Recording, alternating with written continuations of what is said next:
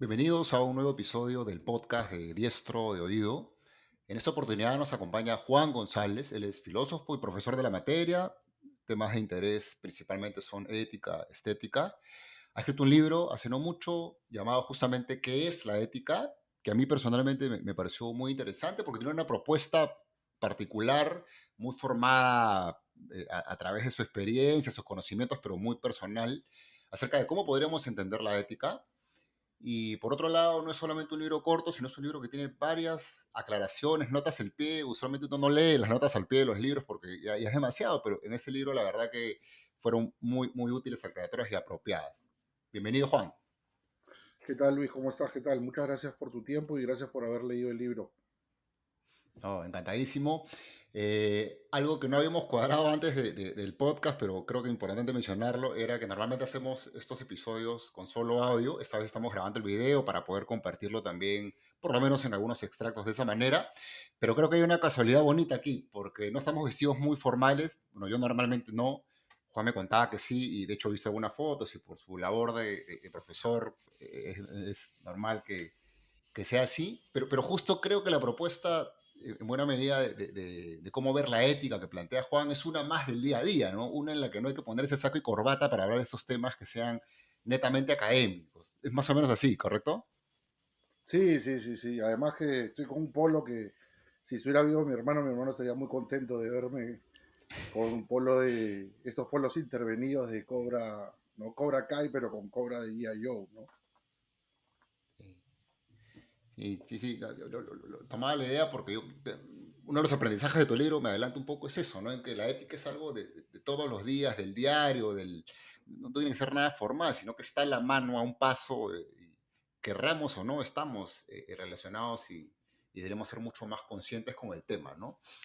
Empiezo con un par de preguntas, por ahora generales, que no necesariamente se desarrollan en el libro, pero me parecen importantes como introductorias. Eh, Mucha gente, me incluyo, utilizamos ética y moral como términos más o menos equivalentes, ¿no? Pero creo que a veces puede servir distinguirlos también, ¿no? Por ejemplo, a veces uno usa moral para referirse a un entorno más local, ética de una forma más universal. En otros casos, la ética se considera como el estudio de los principios morales. Obviamente depende del uso del término, pero para la propuesta de tu libro, ¿consideras útil distinguir estos términos, ética y moral? No, porque en realidad etimológicamente significa lo mismo, ¿no?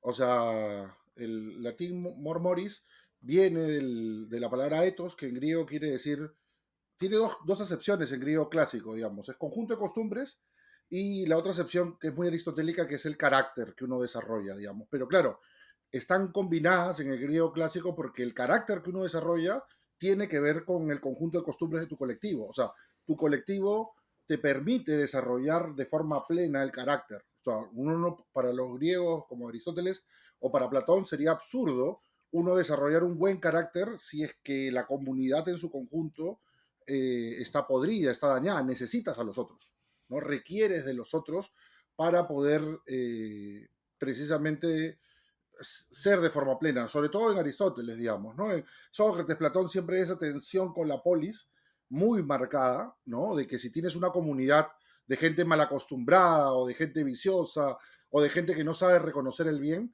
es muy difícil que tú mismo puedas plantearte una buena vida, ¿no? Entonces, en ese sentido, etimológicamente, siempre le digo a mis alumnos y alumnas, ética y moral significan lo mismo. Lo que pasa es que ya la modernidad con Kant abre la diferencia hacia la moral como una cuestión del deber ser, ¿no? Que se impone uno mismo, el propio sujeto, y que más bien la ética recusa o acusa el tema de las costumbres de una colectividad. Y de repente piensa Kant, las costumbres de una colectividad no son buenas, entonces es mejor autoimponerse, ¿no? Esta moral que uno podría saber reconocer en un sentido racional, ¿no? Para Hegel, por el contrario, uno tiene que regresar a la idea del etos, de la costumbre. Entonces, en la actualidad sigue habiendo siempre discusiones a un nivel académico, no es moral, es ética, y creo que tienen, vuelvo a repetir, sentido en la medida que se reconozca cuál es la tradición filosófica o la etimología que se está utilizando. En mi caso, yo utilizo el término ética porque sí creo que uno no puede, en ese sentido, como los griegos clásicos, en el sentido de la virtud, uno no puede ser bueno en una sociedad de malos, de injustos, ¿no? O sea, necesitas que el colectivo, o sea, ser consciente de la interdependencia que tienes en esa dimensión con el colectivo, ¿no? Interesante. Eh, de ahí te voy a preguntar por interdependencia, que creo que es algo que desarrollas muy interesante ya en el contexto del libro, pero una segunda pregunta introductoria, digamos.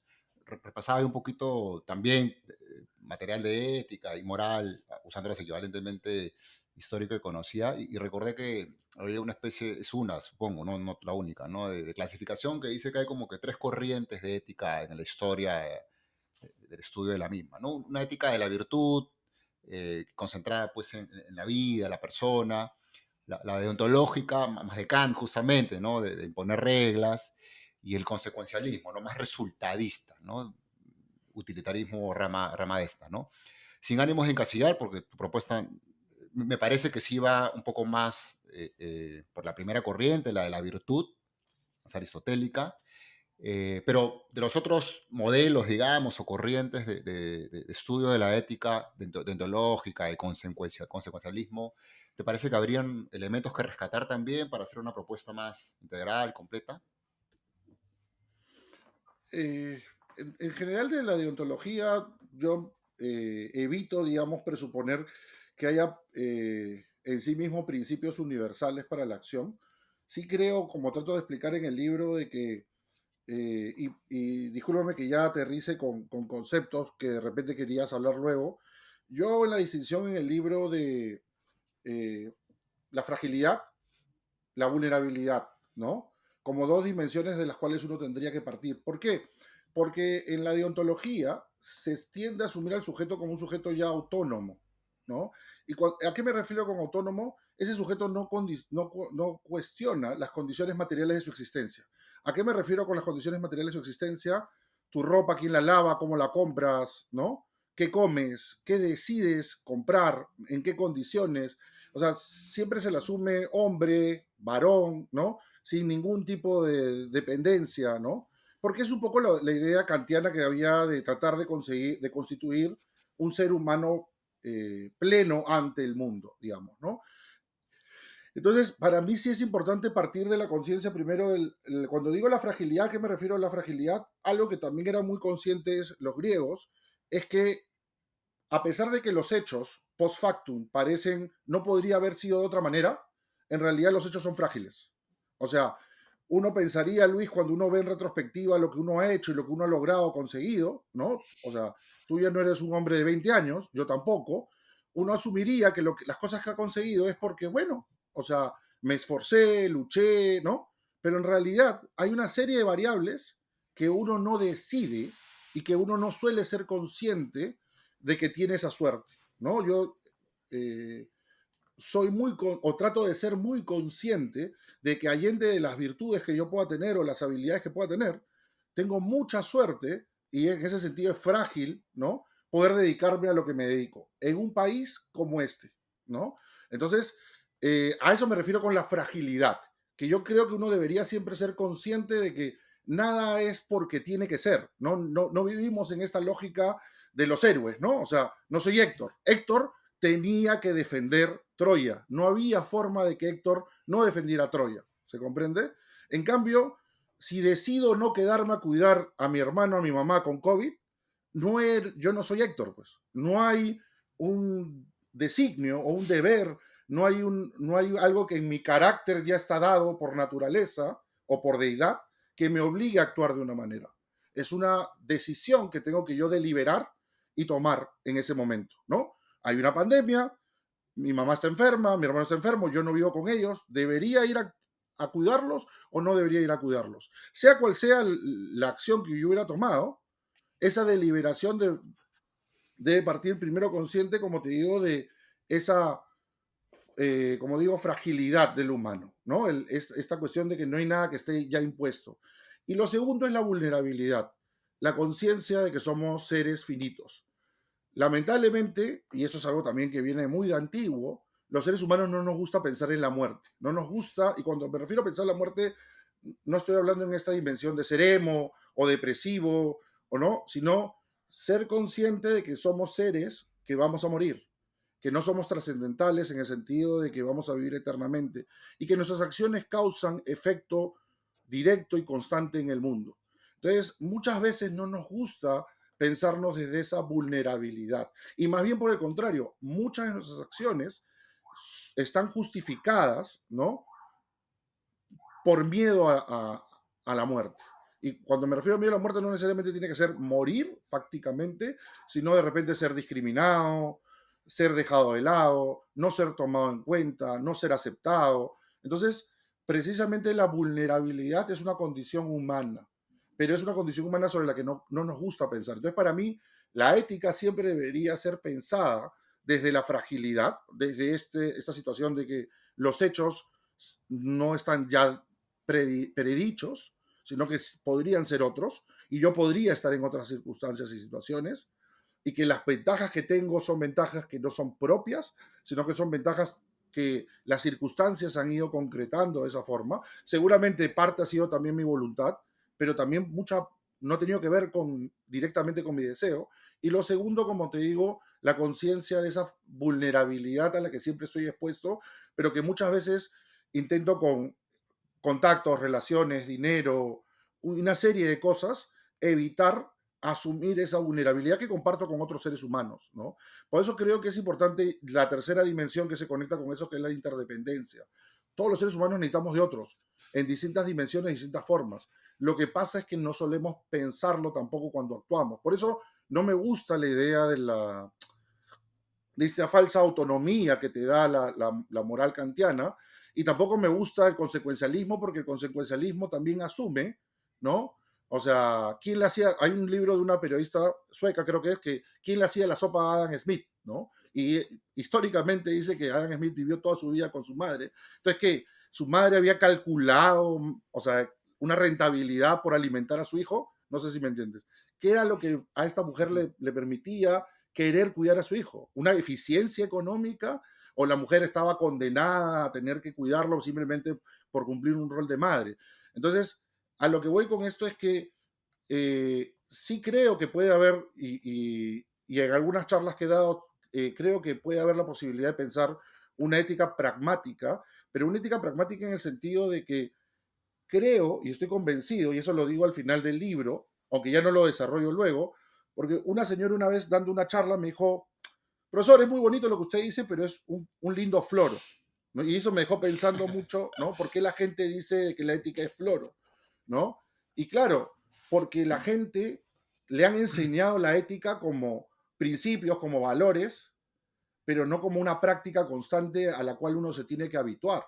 Y esa práctica implica, Luis, una cierta incomodidad, ¿no? Es como cuando le pregunto a mis alumnos: ¿cuántos de ustedes corren a las 4 de la mañana o a las 5 de la mañana? Y te comienzan a levantar algunos la mano, ¿no? ¿O cuántos se levantan a esa hora para comenzar a ordenar su día y comienzan a levantar? ¿Es algo que ustedes siempre hacían? No, profesor. ¿Es algo que ustedes se han forzado a hacer? Sí, profesor. O sea, desarrollar ciertos hábitos o ciertas costumbres que pueden ser incómodos, como correr, porque correr llega un punto en el cuerpo, te salen callos, te duele, o sea, los músculos te agotan, pero sigues, ¿no? Y es algo que uno desarrolla. Lo mismo puede ser meditar, lo mismo puede ser ordenado. Entonces, la ética tiene que ser algo que practicas y que en cierta medida genera buenos hábitos. Pero ahí no queda la ética, porque hay situaciones mucho más complejas que ya requieren de un carácter, que ya no requieren simplemente de buenas costumbres, sino que ya son decisiones mucho más agravantes, ¿no? Que el hecho de que alguien te quiera manipular a través de una coima o que alguien te quiera doblegar tu voluntad en relación a despedirte, etcétera, etcétera. Hay situaciones más complejas que simplemente los buenos hábitos, pero los buenos hábitos ayudan mucho, porque los buenos hábitos terminan formando un buen carácter, como pensaría Aristóteles. Y eso sí yo creo, cuando una persona se habitúa constantemente a actuar bien, es más probable que esas grandes decisiones que te tocan la puerta, no siempre, sean más fáciles de tomar la decisión. Discúlpame que me haya extendido, Luis. No, no, no, sí, súper clarísima y además apropiada la ampliación, ¿no? Sí, de lo que has dicho, varias cosas que comentar o repreguntar. Por ejemplo, una para comentar es que yo también pienso que normalmente la primera concepción que la mayoría tenemos sobre ética es que es algo más teórico, no tan práctico, complejo por lo tanto. Eso último que decías respecto a que el conjunto de buenas acciones convertidas en hábitos se van a preparar para los grandes momentos. Es como si quieres ganar si quieres poder meter gol en el partido más difícil del mundo, hay obviamente un buen grado de probabilidad de que no ocurra, pero es más probable que ocurra si toda la vida has estado practicando, pateando penales, entrenamientos y finalmente vas a llegar preparado, ¿no? Justo yo te iba a preguntar, ya entrando al libro, sobre las diferencias entre vulnerabilidad y fragilidad, que yo todavía las confundía un poquito solamente leyendo el libro, pero ahora me quedó bastante más claro. Respecto a fragilidad, eh, recuerdo que en una de las notas al pie, justamente, que pones en el libro, por eso la utilidad, hablas de esto, es bastante más metafísico, ¿no? Pero es más fácil no ser que ser, ¿no? De hecho, ser es raro, ¿no? Creo que el ejemplo más claro que todos pueden entender es la vida, ¿no? Que estemos acá, que haya vida en la Tierra, que existan seres humanos y demás. En la Tierra es una casualidad con muy poca probabilidad según los científicos, ¿no? Era más fácil que no existiéramos, que no haya Tierra y que no estemos hablando acá, que sí, ¿no? Creo que entender eso es obviamente otra dimensión porque te hace bastante más humilde, ¿no? Eso es un momento muy grande, ¿no? Pero en el día a día también, ¿no? Yo recuerdo que haber escuchado, leído acerca de, también en el ámbito filosófico, pero más moderno, de que hay pensadores actuales, no recuerdo exactamente los nombres de todos, pero que como que hay estas dos vertientes, ¿no? En que respecto al éxito, ¿no? Independientemente de lo que queramos llamar éxito, que podría ser otra discusión, pero entendido como estar bien, que te vaya bien, que creo que resuena mucho con lo que dices, ¿no? Una es el éxito es producto de tu esfuerzo, ¿no? De tus buenas decisiones, ¿no? Es una más individualista e incluso neoliberalista, que después vamos a conversar un poco de eso.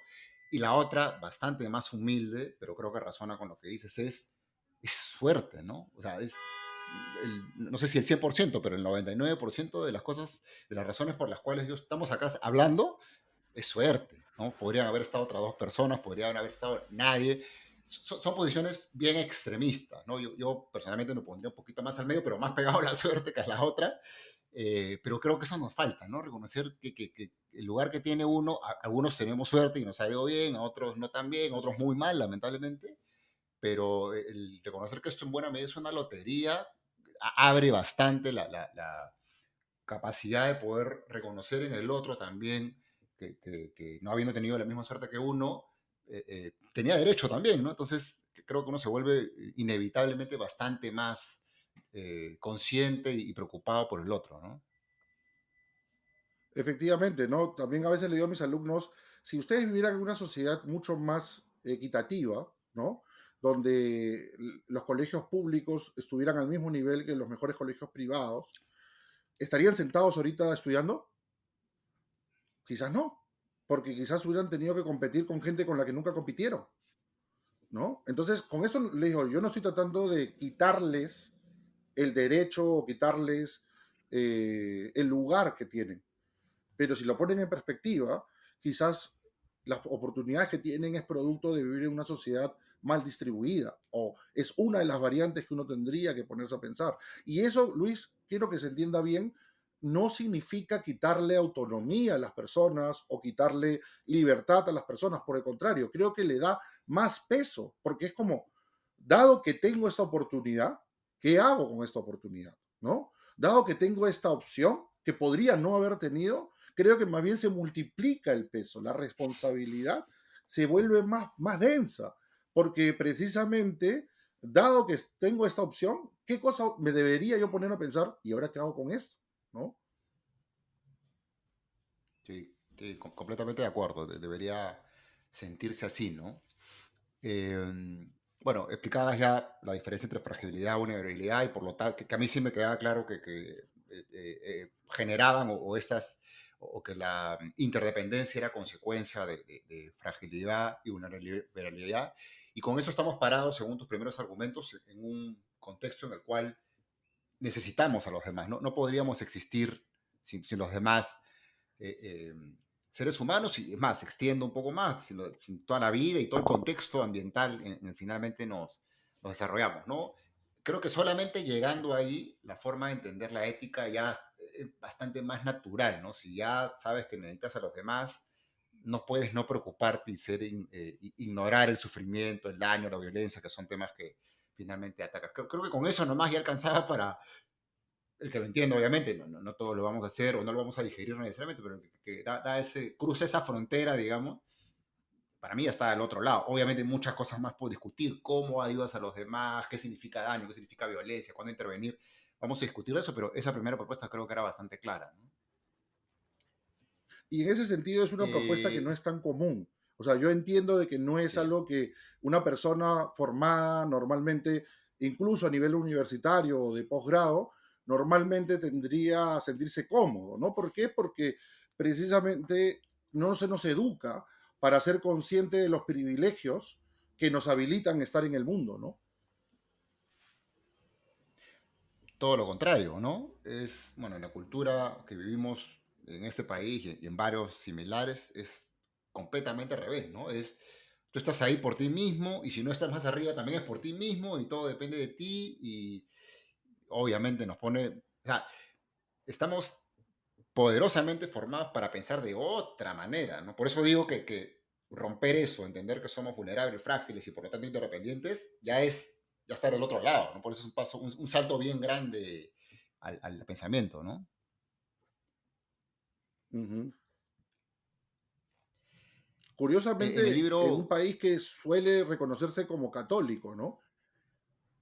Lo digo porque hay, o sea, porque lo que esta idea de la fragilidad y la vulnerabilidad y la exposición y la interdependencia es una idea judeocristiana, ¿no? Es una idea muy ujú, extendida desde el Antiguo Testamento, ¿no? La viuda, el huérfano, el extranjero, ¿no? El acoger, la hospitalidad, el recibir al otro sin preguntarle, ¿no? Hay varios pasajes del Antiguo Testamento donde la hospitalidad precisamente se describe de esa manera, ¿no? Como acoger al otro porque acoger al otro es una condición de la existencia humana fundamental, ¿no? Entonces es curioso en un país que tiene una tradición católica que no sea más consciente de esa vulnerabilidad, de esa interdependencia, digamos, ¿no?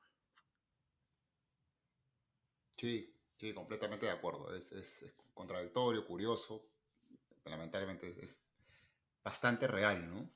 En el libro planteas algunas definiciones de ética, partes de la estructura etimológica, pero ensayas algunas construidas en base, evidentemente, a varias ideas que conoces, pero una primera definición que planteas es que podemos entender la ética como la capacidad de responder ante la violencia y el daño.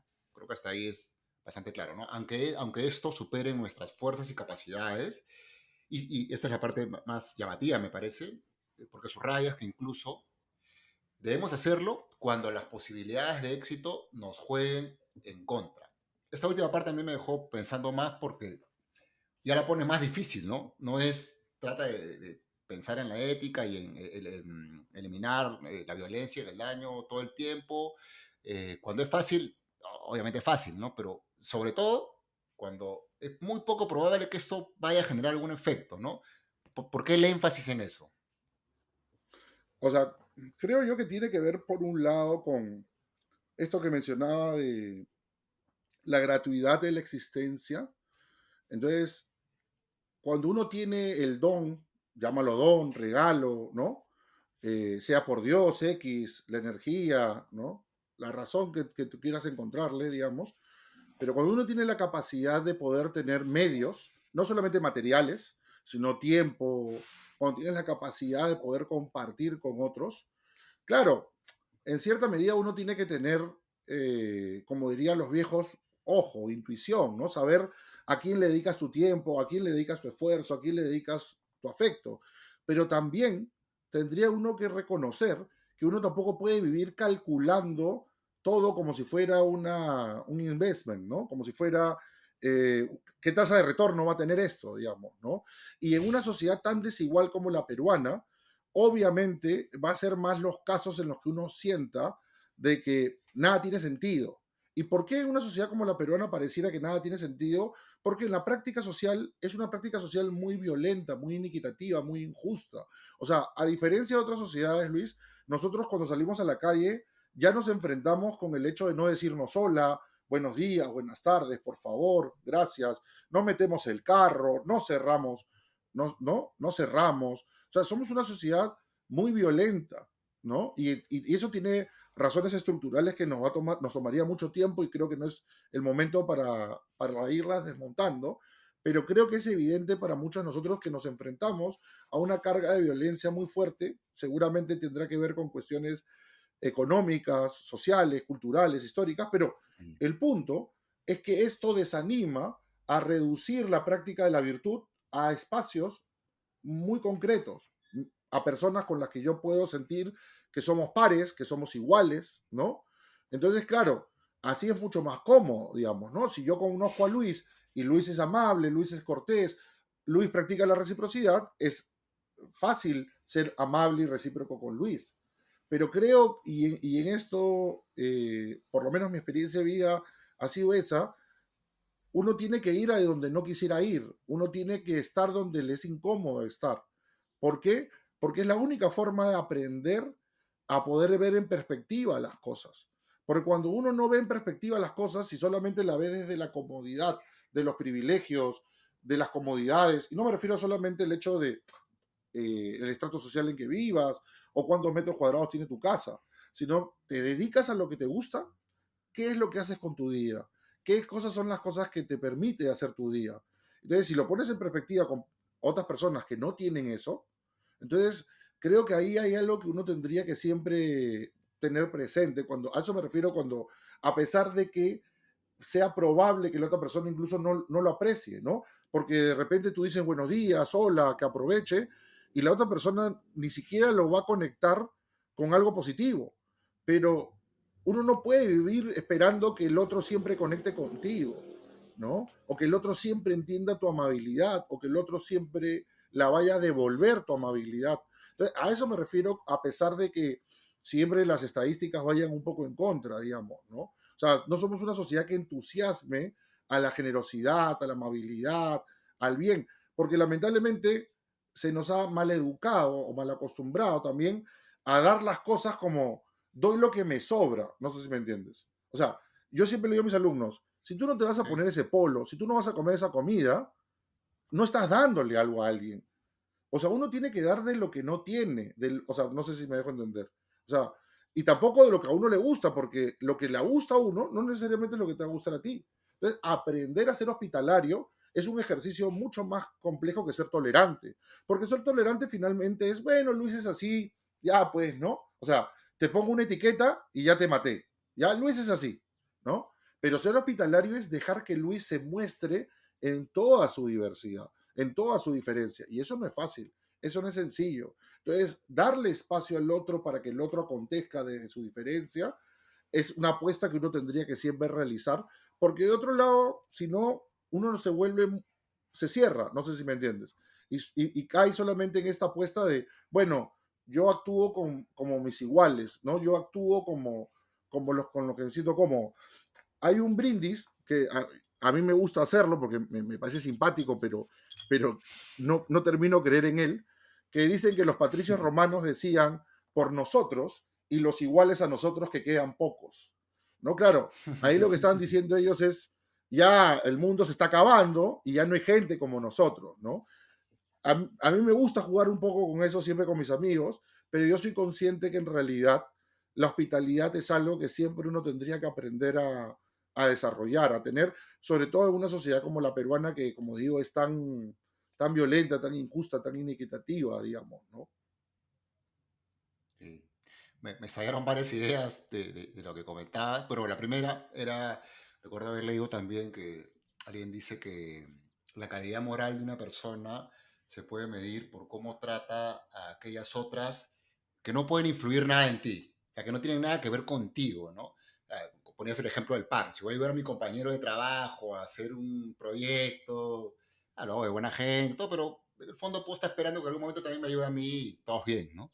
pero si voy a ayudar a la persona de la esquina que no conozco, que se cayó al suelo y que estoy apurado, que nunca más me va a ver en mi vida, no va a haber retribución, pues es otra cosa, ¿no? Es más difícil.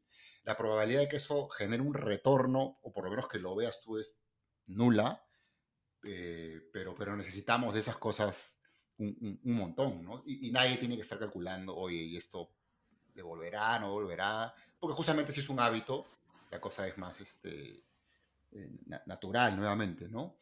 Y cuando decías que eh, como que hay momentos en los que sí podría tener sentido que seamos un poco más racionales respecto al efecto de nuestras acciones.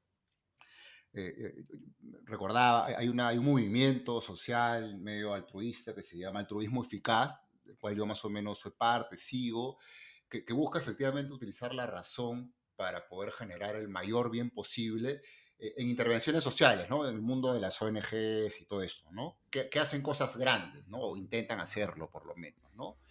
Y pensaba que a mí por lo menos, y por supuesto podemos no estar de acuerdo, ¿no? Pero que es en esos entornos en los que hay mucho dinero, muchos recursos de promedio, muchas personas afectadas, en donde puede tener sentido hacer las matemáticas y los cálculos y medir el retorno, porque es decisión grande, ¿no? Pero en el día a día, en el ayudar a la persona que se cayó, en regalar el polo que la otra persona necesita y no que te sobra a ti, en donde no vas a ver el impacto, no se va a poder medir, es donde realmente sería la diferencia, porque en el otro lado ya hay mucha gente pensando, pero en este de acá, y es en el que más tenemos contacto, no tanto, ¿no? Sí, es complicado, es complejo porque nos gusta el der, ¿no? Nos gusta la palmadita, nos gusta el así está bien, ¿no? Entonces nos cuesta desarrollar un carácter en el cual se tiene que hacer bien porque se tiene que hacer bien, ¿no? Es como el trabajo, ¿no? Nadie te tiene que felicitar y nadie te tiene que... Una de las contradicciones de esta época, digamos, es cuando se le pone mucho peso al tema del liderazgo o al tema de ser una cabeza de proyecto, ¿no? Entonces el jefe tiene que inspirar y liderar y motivar, y, o sea, no es suficiente motivación tener un trabajo, no es suficiente motivación tener un proyecto, o sea, el poner en perspectiva y decir, oye, algo puedo aprender de Luis, ¿no? O sea, ¿por qué Luis tendría que hacerme siempre explícito qué es lo que tengo que aprender de Luis? Porque yo no me tendría que, o sea, y creo que en esta época a esta generación a veces le falta empatía o le falta capacidad de escuchar qué es lo que el otro está haciendo, que no necesariamente tengo que verbalizar, ¿no? Quizás esta es una época donde la gente se ha acostumbrado mucho a verbalizar y explicar sobremanera, porque como te digo, se ha puesto mucho de moda esta idea del que enseña con el jefe que inspira, ¿no? Pero a veces hay gente que te enseña simplemente haciendo, ¿no? Actuando, ¿no? O sea, una de las cosas que yo admiré mucho de mi papá es la capacidad que tenía en su trabajo de solucionar cosas, ¿no? De encontrar soluciones a cosas muy pequeñas, muy prácticas, muy del día a día, y el carácter que tenía siempre ser muy risueño y hacer una broma y tratar de conciliar, y creo que eso es un buen ejemplo, creo yo, de las personas cómo te educan sin necesidad de, mira, en la vida, o sea, no se me entiende. No está mal verbalizar, no me malinterpretes, pero no siempre las lecciones llegan, no se me entiende, como coquito, ¿no? Como fábula, ¿no? A veces es incluso alguien que actúa mal, y con eso no estoy tratando de justificar a alguien abusivo ni violento, sino que simplemente alguien te está enseñando y de repente hay algo que tengo que ser un poco más humilde y tengo que también, oye, si Luis está siendo mi jefe en este momento, algo tengo que aprender de Luis. ¿No? Trato de hablar con eso con mis alumnos porque en mi experiencia dictando en la Pacífico me tocan alumnos que ya están terminando muchas veces la carrera y ya están practicando, ¿no? Entonces, claro, tienen un desencuentro con la noción del know-how que tienen ya los adultos, porque claro, la generación anterior, yo les explico, es una generación que más bien se construyó bajo la premisa de el esfuerzo, la dedicación, no había que incentivarte, o sea, mantener un trabajo, continuar en el trabajo ya era suficiente incentivo, ya era suficiente, y con eso no estoy diciendo que eso también estuviera bien, simplemente digo que es otro marco, es otro frame. Entonces, cuando tú no aprendes a ver que hay otros marcos, ¿no? Si algo ha enseñado la fenomenología el siglo pasado, es que no hay una forma de ver el mundo, son distintas perspectivas. Entonces, uno tiene que aprender y ser un poco más plástico y ver otras perspectivas y aprender de otras perspectivas. Porque cuando uno es tan soberbio y cree que porque tiene cierta plasticidad o habilidad para aprender distintos gadgets o aplicaciones o tareas o cosas, significa que ya tiene la profundidad del carácter. Y no necesariamente, porque el carácter te lo da también las caídas. O sea, uno forma el carácter no por los triunfos, uno forma el carácter por las derrotas, por las cosas que no consigue, por las cosas que no logra. Porque si tienes la perspectiva adecuada, te pones a pensar en qué fallé, en qué no arreglé. Que es un poco esta idea estoica que yo le digo a mis alumnos, uno siempre, como diría Séneca o Marco Aurelio, uno debería todos los días preguntarse, ¿qué hice bien? ¿No? ¿Cómo podría hacerlo mejor? ¿Qué hice mal? ¿Cómo podría arreglarlo? ¿Y qué cosas me gustaría mejorar? ¿No? ¿Qué cosas podrías cambiar del día a día? Entonces, cuando uno se adapta a hacerse esas preguntas, uno se da cuenta de que no es perfecto. Pero lamentablemente la cultura actual es la del éxito, la del doer, ¿no? La del ganador, la del triunfador. Entonces, Luis, no hay quiebre, no hay ruptura, no hay dolor, no hay, no sé, ¿me entiendes? No hay decepción. Entonces, es una generación que es muy fácil que se quiebre porque precisamente sus adultos tampoco le explican la necesidad que tiene el proceso. La vida es un proceso y es un proceso muy rápido. Le digo, sus adultos les envían a ustedes porque ustedes están en la edad de la promesa. O sea, la edad que tienen ustedes, todo puede ser. O sea, cuando tienes 20 años, 21, 22, todo es posible, Luis. Pero en cambio ya cuando tienes 40, reinventarse no es tan fácil. O sea, se puede hacer, pero ya no es tan sencillo como cuando tienes 21 o 22. Entonces también le digo, vean la ventaja que tienen, el regalo que tienen, todo está por hacerse, pero también las decisiones que tomen van a marcar las consecuencias de la vida que pueden llegar a tomar. Entonces, eso también creo que marca mucho esta época, ¿no? La incertidumbre, el hecho de ya no proyectarse en relación a preguntas muy largas, siempre y cuando no tengan esa net o esa malla que tiene que ver ya con cuestiones familiares que te permitan, qué sé yo, acceder a un crédito hipotecario, porque tienes una herencia, porque tienes una serie de facilidades que otros no tienen, ¿no? Que en la actualidad a veces se normaliza o naturaliza preguntas como ¿y por qué no tienes otro hijo? ¿O por qué no tienes hijos? Como si fuera tan fácil realmente criar un niño. Criar un niño toma mucho tiempo, mucho esfuerzo, muchos recursos. Entonces, claro, en una generación anterior era toda una familia porque en la casa vivía la abuelita, la tía, o sea, vivía un montón de gente que ayudaba a criar. En cambio, ahora en departamentos de 57 metros cuadrados, que es la realidad inmobiliaria de la actualidad, ¿cómo haces para, o sea, criar a un niño que necesita jugar, saltar, correr, que lo escuches, que necesita la pataleta, que necesita ir aprendiendo las distancias de esto es mío, esto no es mío, ¿no? Entonces es complicado y es complejo. Entonces yo sí siento que también la capacidad de la hospitalidad es intergeneracional, esta interdependencia tendría que también ir en, no solamente quedarse en relación a muy extraños, ¿no? Sino incluso en situaciones muy cotidianas del trabajo, de la interacción con los otros, ¿no? Sí, no, clarísimo. Justo que ahora que hablabas de esta aparente diferencia ya intergeneracional, ¿no? De hecho, a mí también creo que la entiendo porque también me toca interactuar con muchos jóvenes en temas laborales y sí, sí veo muchas coincidencias con lo que comentas. Y me parece que una de las condiciones, no diría problema, porque es una realidad, ¿no? Con la que se lidia hoy día, es que, bueno, es más lo que comunicamos que lo que podemos ver en términos de acciones, ¿no? Con tantos medios para transmitir información, que los chats, las redes sociales, la gente está acostumbrada a creer que el mundo es lo que dices, lo que se dice, puro texto, pura voz, video a veces, que es un mundo que tiene cosas ciertas, pero también se pueden fabricar muchas cosas y ya no puedes ver tanto las acciones, por eso que la gente está más pendiente y le importa lo que te dicen, ¿no?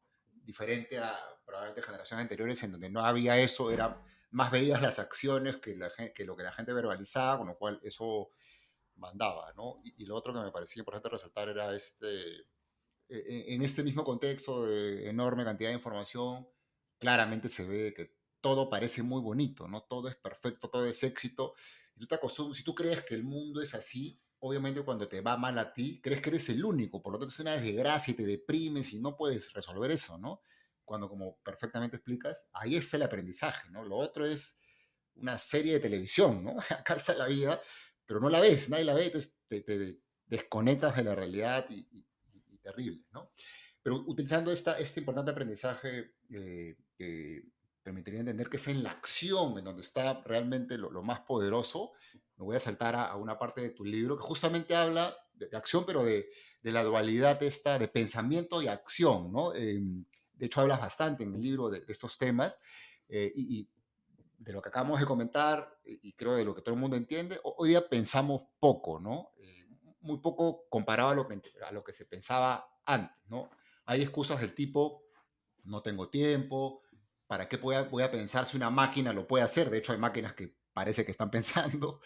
Eh, pero tú, una de las cosas que rescatas de varios pensadores, y tú las formulas también muy interesantemente, es que pensamiento y acción son un dúo integrado. O sea, no los deberíamos entender separados como que usualmente lo hacemos, ¿no? Eh, ¿Cómo los integramos? ¿Cómo así se conectan? Deberíamos entender que finalmente pensamiento y acción están uno con el otro.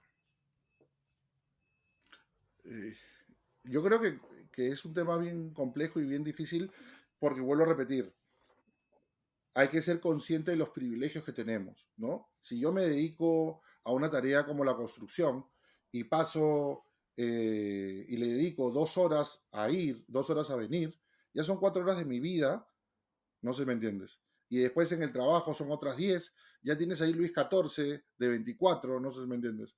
Entonces, lo que uno va a querer es evadir, más bien, ¿no? O sea, le llamaba a Pascal el diversemont, ¿no? O sea, como que uno quiere ausentarse, ¿no? ¿Por qué? Porque de algún modo sientes de que, o sea, estás cansado, ¿no? O sea, el cuerpo pesa, ¿no? Entonces, claro, desde una serie de condiciones materiales de la existencia, como digo, privilegiadas, pensar es más sencillo, es más fácil, ¿no? O sea, eh, es algo que uno obviamente tiene que habituarse y acostumbrarse, ¿no? O sea, mis libros que están atrás son algo que yo he ido leyendo durante años y me he ido acostumbrando a leer porque para mí leer se volvió un hábito y luego es un placer, ¿no? Y ya para mí en la actualidad es algo que siempre me distrae, me relaja, me gusta, pero también tengo la ventaja de que no tengo un trabajo que no esté conectado con eso, porque todo este placer regresa a las clases, va a las clases, o sea, mis alumnos no necesariamente lo ven, pero están ahí, digamos, ¿no? Entonces, no todo el mundo tiene un trabajo de ese tipo, no todo el mundo tiene un trabajo en el que pueda lo que te complace, lo que te disfruta, las películas que veo, la música que escucho, todo va a las clases. Obviamente de una manera concreta, para comunicar una idea, no simplemente para decirles, miren cuánto he leído, miren cuánta música he escuchado, no es para vanagloriarme, es para poder encontrar ejemplos, poder ser más dúctil, para ser más fácil de comprender, ¿no? A veces mi señora me dice, ¿por qué te quedas viendo videos random, no? Porque ahora está de moda en el Facebook ver videos random. Porque tengo que entender un poco la cultura que mis alumnos consumen. Porque si no entiendo la cultura en la que ellos están, no puedo ponerles ejemplos que ellos entiendan. Necesito ejemplos que ellos puedan hacerles más, ¿no? O sea, que están ahí. Ahora, de todo se puede pensar. Precisamente creo que en la cotidianidad los temas te pueden llevar a cosas mucho más complejas, ¿no? O sea, depende cómo los enfoques, ¿no? Si comenzamos a hablar de un fenómeno como hablando huevadas, podríamos comenzar a encontrarle, sin criticarlo en el sentido de que si es bueno o malo, porque creo que eso es una visión muy chata, ¿no? ¿Por qué existe un fenómeno como ese? ¿A qué responde? Entonces, ahí hay un espacio para la reflexión. Y creo que lamentablemente en los medios de comunicación, tanto convencionales como no convencionales, lo que no hay la costumbre de la reflexión, no hay la costumbre de pongámonos a pensar.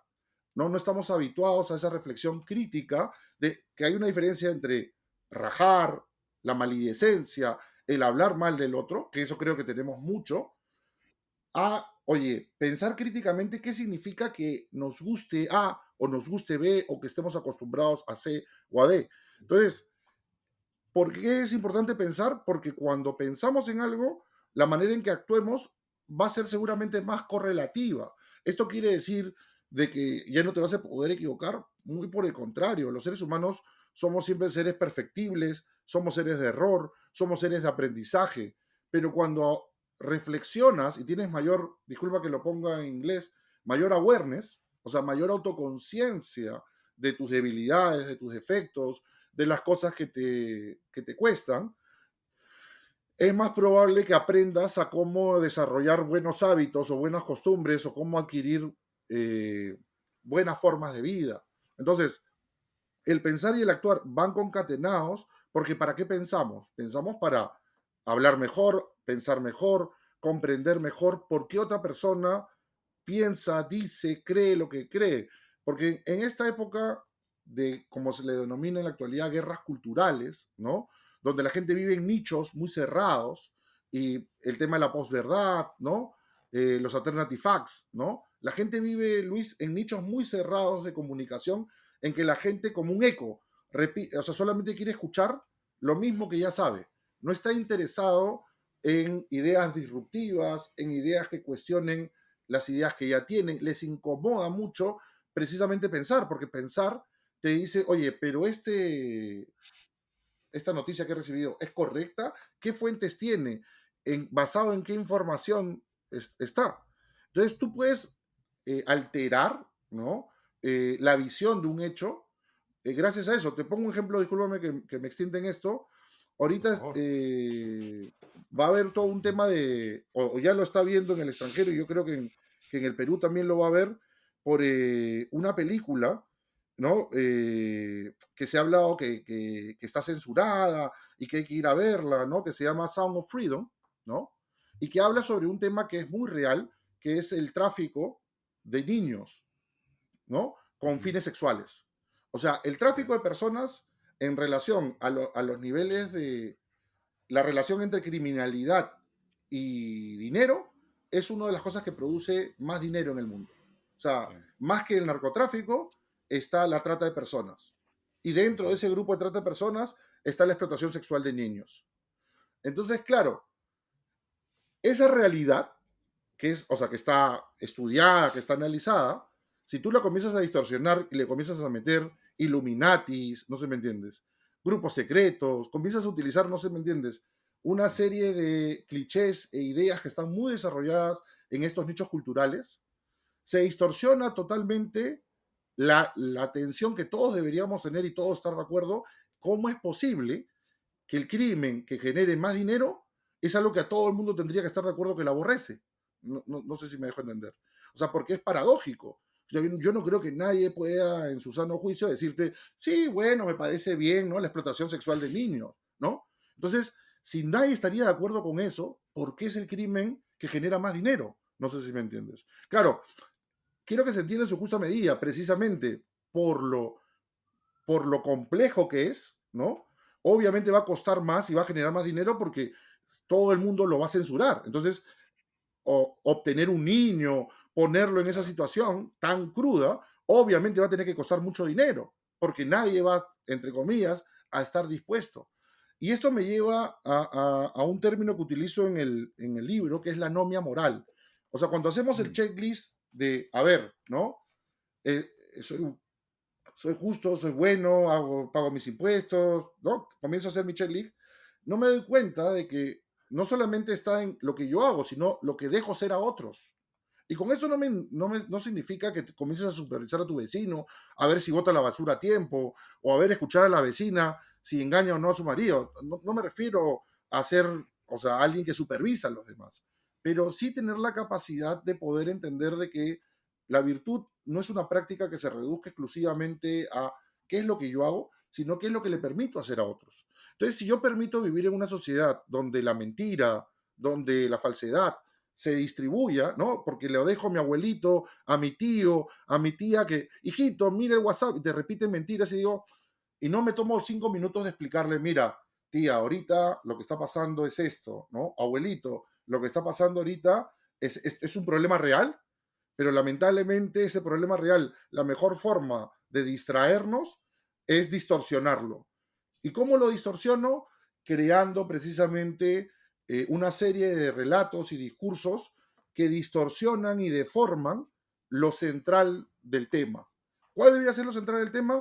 ¿Cómo mejoramos la protección en relación al tráfico de personas? ¿Cómo evitamos? Porque ahorita salió una película en el Perú, el tema de la pampa, ¿no? O sea, la minería ilegal, la tala ilegal, concentra prostitución y mucha de esa prostitución es prostitución infantil.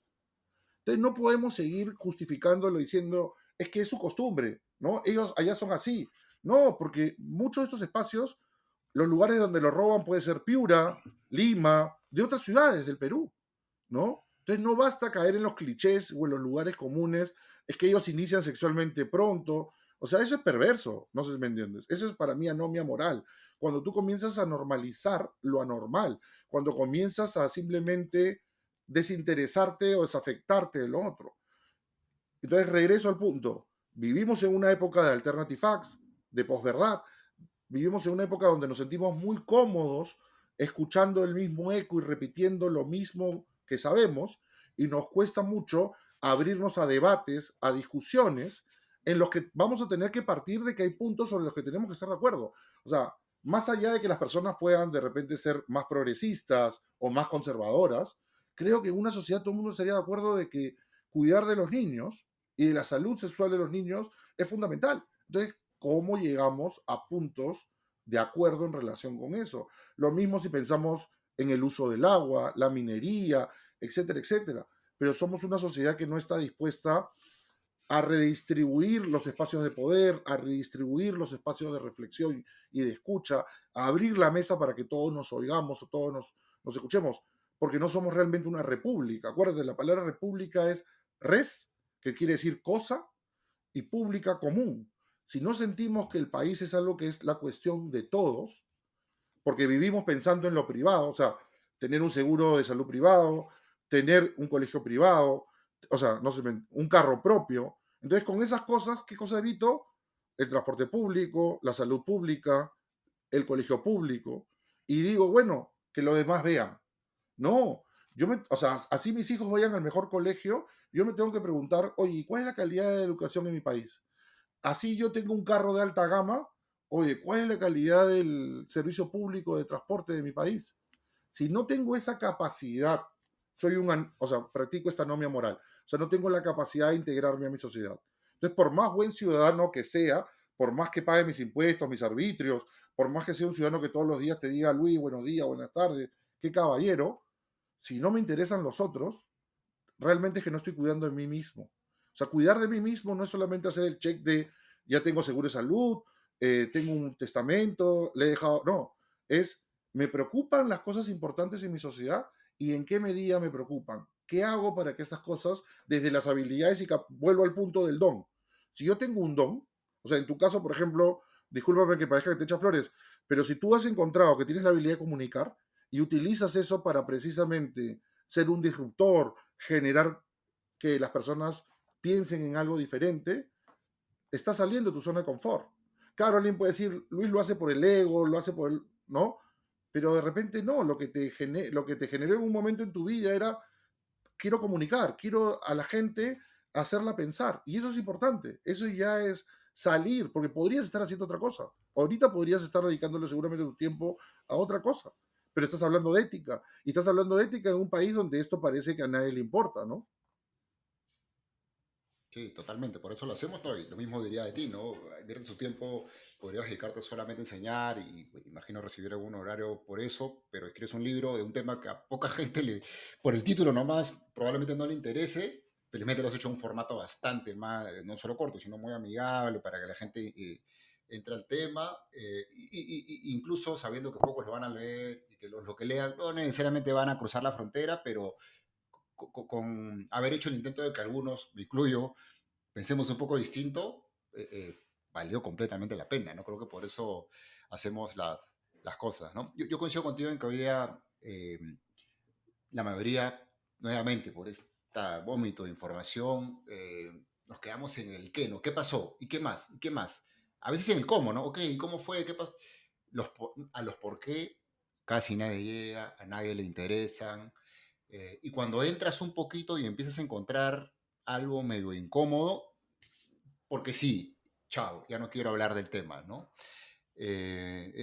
Voy a poner un ejemplo, un poco de mi forma de pensar, pero lo veo apropiado, con el que me encuentro muchas veces y creo que va por ahí, ¿no? Yo soy vegano, estoy convencido de que tenemos que tener una consideración moral respecto a los animales también, obviamente con los seres humanos ninguna duda. En algún momento yo era vegano solamente para mí, o sea, ya yo soy vegano, no importa lo demás, si no quieres comer, si no quieres ser vegano, tu problema, y ni molestaba a la gente con eso, ¿ah? Pero bueno, empecé a entender de que no me podía quedar ahí, ¿no? Yo tenía que hablar del tema con cierta regularidad, es más, ser en alguna medida activista, eh, para que la gente por lo menos entienda y bueno, si alguno finalmente cambia de mentalidad, bien, y si no, también. No, nunca he tomado una posición de activista agresivo, no estoy insultando a la gente que piensa diferente que yo, porque creo que no es el camino, pero soy medio pesado porque siempre hablo del tema, de hecho lo estoy trayendo ahorita, ¿no? Y lo traía porque cuando hablo con una persona acerca de por qué finalmente me parece que hay que respetar a los animales y no deberíamos hacerlos sufrir, el ejemplo más fácil es, oye, seguramente en tu casa hay un animal de compañía, ¿no? Un perrito, un gatito, la mayoría tiene uno y lo quieres, no lo quieres. Lo amo, es lo máximo para mí, le compro todo, es mi hijito, ¿no? Ok, ¿y comes pollo? Sí. ¿Y por qué comes pollo y no comes perrito? O sea, ¿cuál es la diferencia? Es que es diferente, ya no quiero discutir más. Es la respuesta que encuentro casi siempre, ¿ah?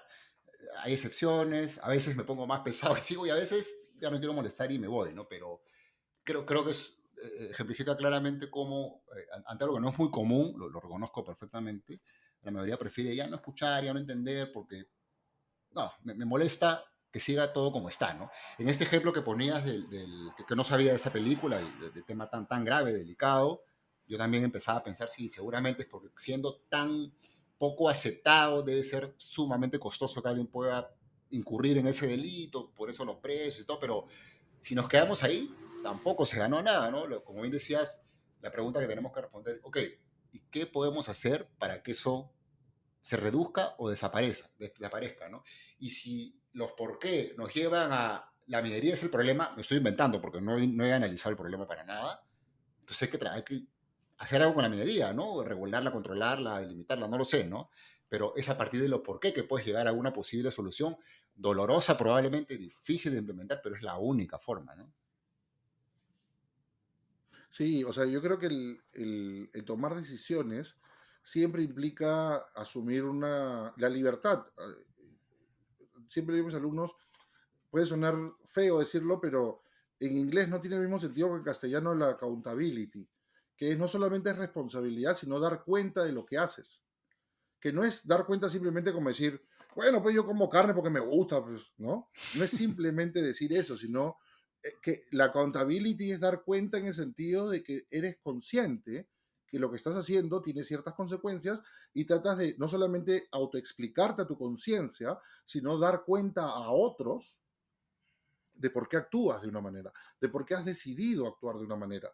Entonces, la libertad, el peso que tiene la libertad es el peso de tomar decisiones. Esas decisiones uno tendría que tener esa responsabilidad que, como vuelvo a repetir, creo que en castellano el término no le termina de hacer justicia, ¿no? Decir, dar cuenta de lo que hacemos porque suena como muy extraño, ¿no? Como digo, en inglés tiene un cobro como un mayor peso, tiene más sentido, pero va por ahí, ¿no? ¿En qué medida a un nivel personal, interpersonal, social, puedo dar cuenta de mis acciones, ¿no? Puedo justificar, y vuelvo a repetir, justificar no en el sentido de ser, como a veces mucha gente violenta, yo soy así, pues, ¿no?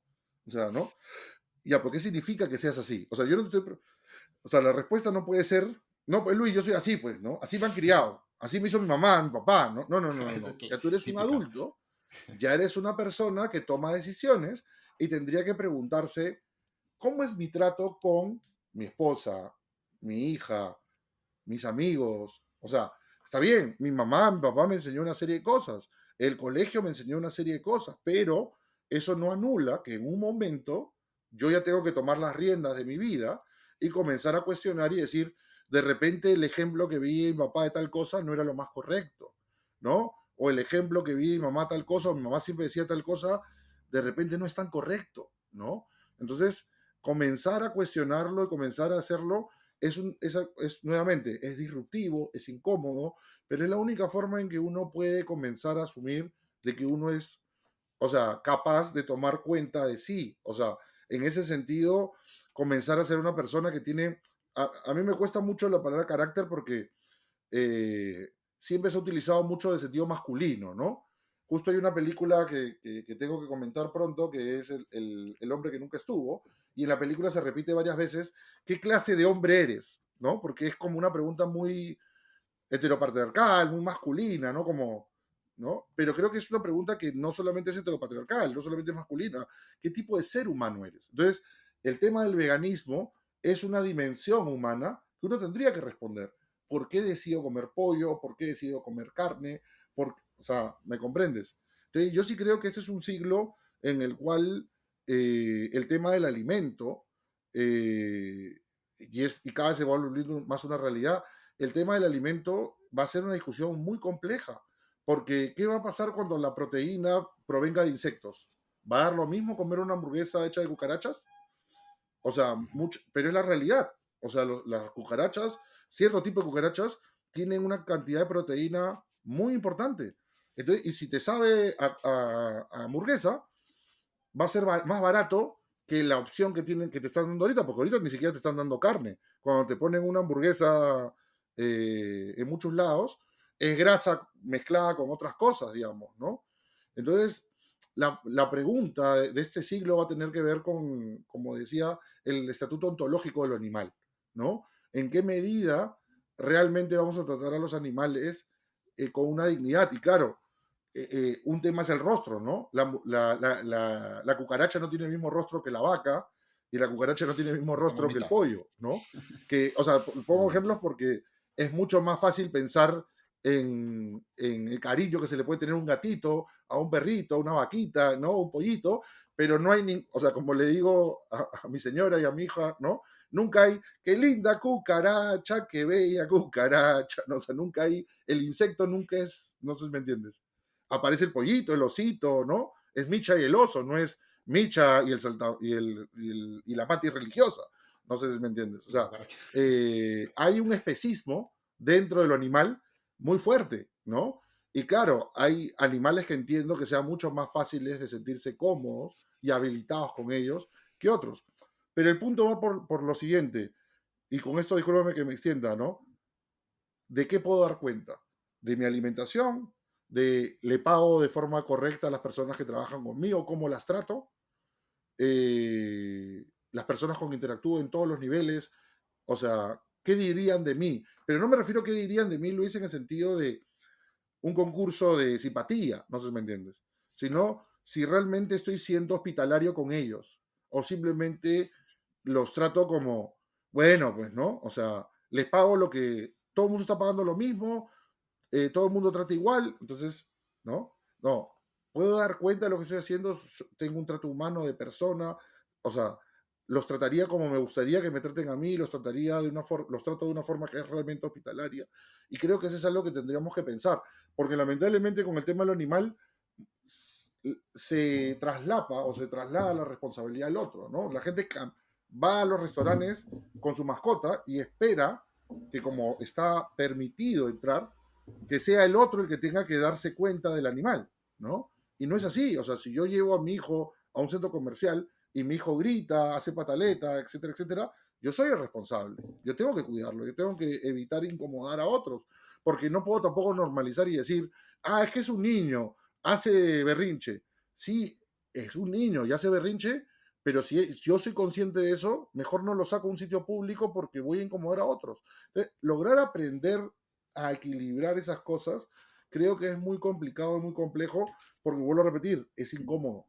Es más fácil simplemente clichés, lugares comunes, decir lo que todo el mundo dice, hacer lo que todo el mundo hace, o simplemente negarse a conversar, ¿no? Como te decía, Luis, yo soy así, o sea, tú eres así, perfecto, no quieres comer carne, a mí sí me gusta, pues mi tibón, ¿no?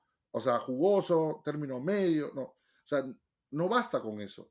Hay que escuchar por qué Luis piensa como piensa, y eso no tiene que ser que te esté evangelizando, ni que te está tratando de lavar la cabeza. nada, es escucharlo al otro, o sea, tener la gracia, la humildad, la amabilidad, el don humano de aprender qué es lo que el otro qué es lo que el otro está pensando. De repente eso te pone en perspectiva las cosas y ahí está, creo, el punto. No nos gusta aprender, no nos gusta salir de nuestras zonas de confort, no nos gusta desaprender lo que hemos defendido por tanto tiempo, ¿no? Entonces, creo que ahí está un poco el tema y eso también es una dimensión ética de nuestra existencia, ¿no? Sí, a mí me parece mucho más valioso, importante, tener un porqué que sea el mejor porqué o mi porqué, ¿no? Con que ya construyas un porqué ya es un buen paso. En el tiempo lo irás puliendo, cambiando, mejorando, aprenderás a pensar mejor.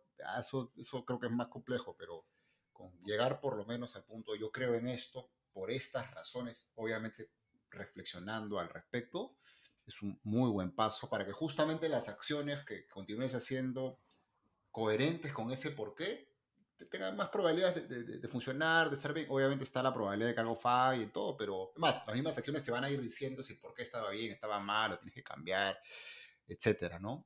Pensaba que en realidad esto al inicio, me parece, de nuestras vidas, es más o menos natural. Creo que tienes una hija pequeña, me parece. Yo también tengo una de mis hijas es pequeña, tiene 2 años y medio, y estos días, estas semanas, todo es por qué. ¿Por qué voy a comer? ¿Por qué no chocolate? ¿Por qué no vamos al parque? Todo es por qué. ¿Y para qué? ¿Y por qué? Yo no le he enseñado que pregunte por qué, pero como no sabe muchas cosas, pregunta por qué, ¿no? Increíble que pasa el tiempo y perdemos eso, ¿no? O sea, vinimos con eso, pero se nos empieza a ocultar y en algún momento ya no queremos por qué, ¿no?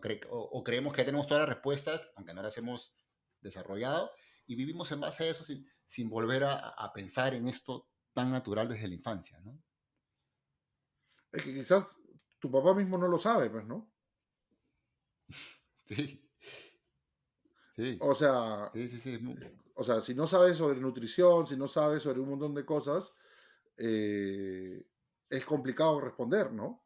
Entonces, yo sí entiendo, si quieres, a un nivel psicoanalítico, de que al padre le toca hacer la autoridad, hacer la ley, no sé, ¿me entiendes? ¿No? El no es no, Sí, porque hay un punto en que ya no puede seguir razonando y tiene que entender de que hay un límite. Pues la única forma que se forme su yo, ¿no? Es precisamente poniendo un límite, pero eso no quita que haya circunstancias. Pues, Fabiola, que es mi pareja, se ríe porque me dice, pero ¿por qué le explicas tanto? Me dice, ¿no? Entonces yo le digo, porque déjame el placer, le digo, o sea, déjame el gusto de que ella no se va a acordar, quizás, pero lo que le va a yo creo que lo que le va a resonar en el tiempo, oye, este pata se tomaba un rato, se sentaba a mi nivel, me miraba y me trataba de explicar cosas que de repente no me voy a acordar, ¿no? Pero que están ahí, ¿no? Justo conversaba con un amigo que me decía, porque estoy en el proyecto de escribir un par de libros, ¿no? Y me decía, ¿por qué estás escribiendo? ¿Por qué? ¿No? Y yo le digo, yo creo que estoy interesado en escribir libros porque eh, estuve con la posibilidad estuve muy enfermo, casi me muero por el COVID, ¿no? Estuve uy, veintitantos días en la clínica, entonces, pues tuve la suerte de entrar a una clínica y eso fue lo que hizo que fuera más fácil recuperarme. Si hubiera estado en un hospital de salud pública o en el Seguro Social, lo más probable es que no estaría conversando contigo ahorita, eso estoy convencido, digamos. mm, Eh, Creo que es una forma de que cuando Sofía se pregunte otros porqués y de repente no esté, es una forma de tener una conversación con su papá.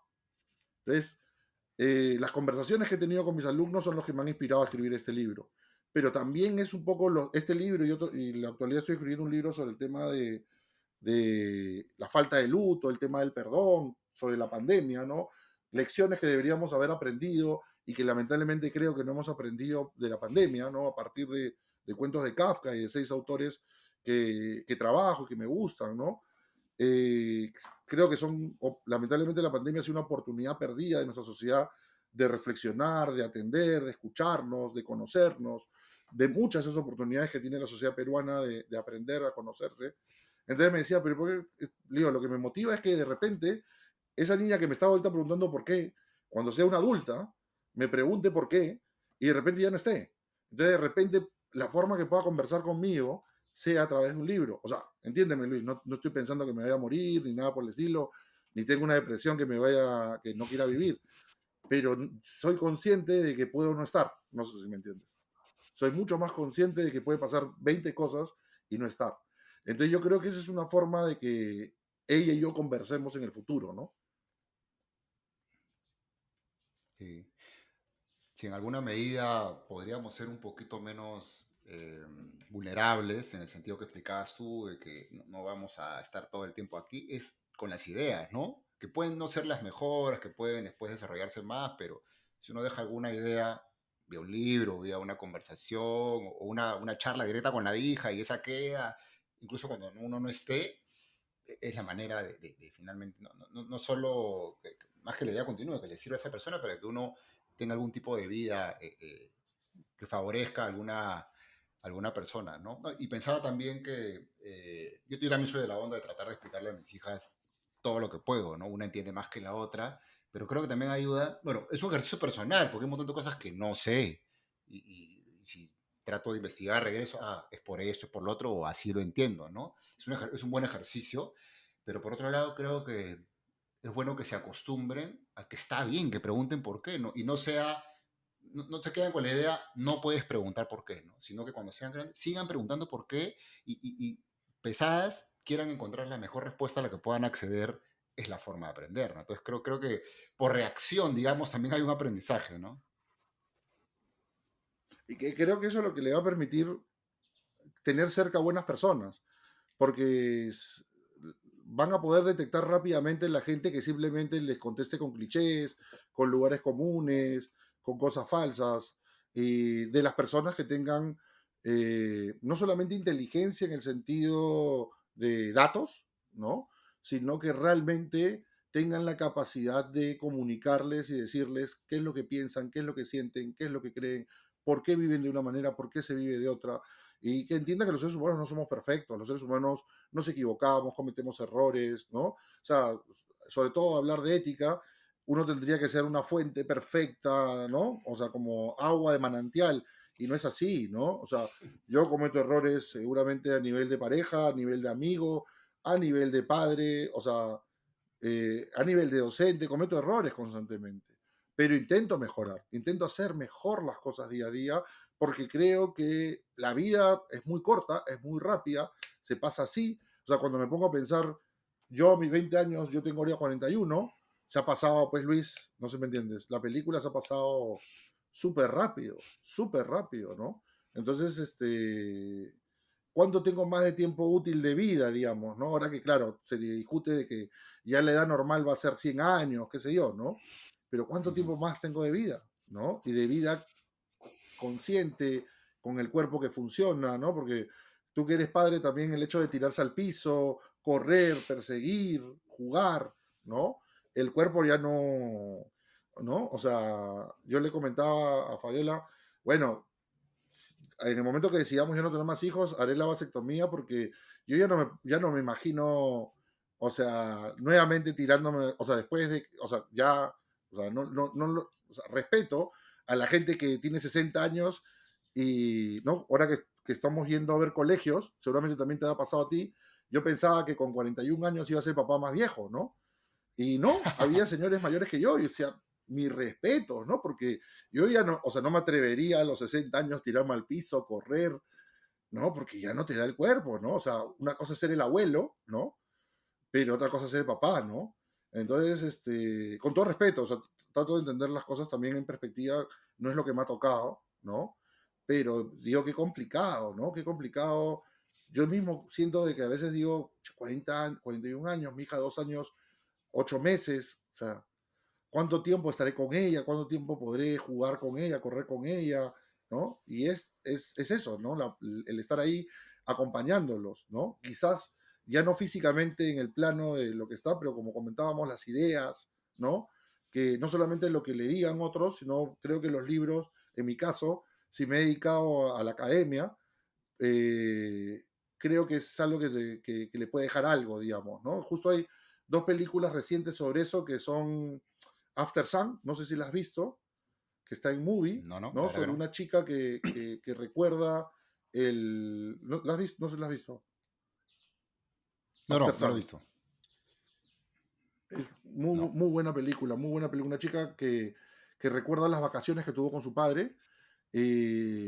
Busca la vela, creo que para todos los que somos papás es una película importante. Y otra película que es de una directora, las dos justo son mujeres, Mian Hansen Levitt, su última película, que es una directora que a mí me gusta mucho. Hay gente que la critica mucho porque es una directora, dicen, burguesa, ¿no? Porque todas sus historias son de gente que no tiene problemas económicos, clase media francesa, Ok. ¿no? No es un cine social, ¿no? Pero a mí me parece interesante porque ella es realista en relación es muy consciente de los privilegios que tiene.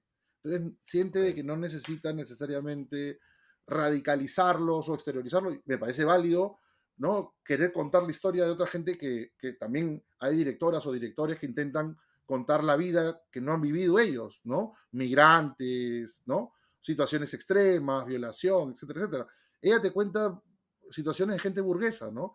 Y esta se llama Una mañana excepcional o maravillosa, y es de una hija que es traductora, eh, está sin pareja hace mucho tiempo, ha aparecido la flama del amor, el padre que ha sido profesor de filosofía está perdiendo la cabeza, ya tiene una enfermedad degenerativa mental que le impide recordar quién es, ¿no?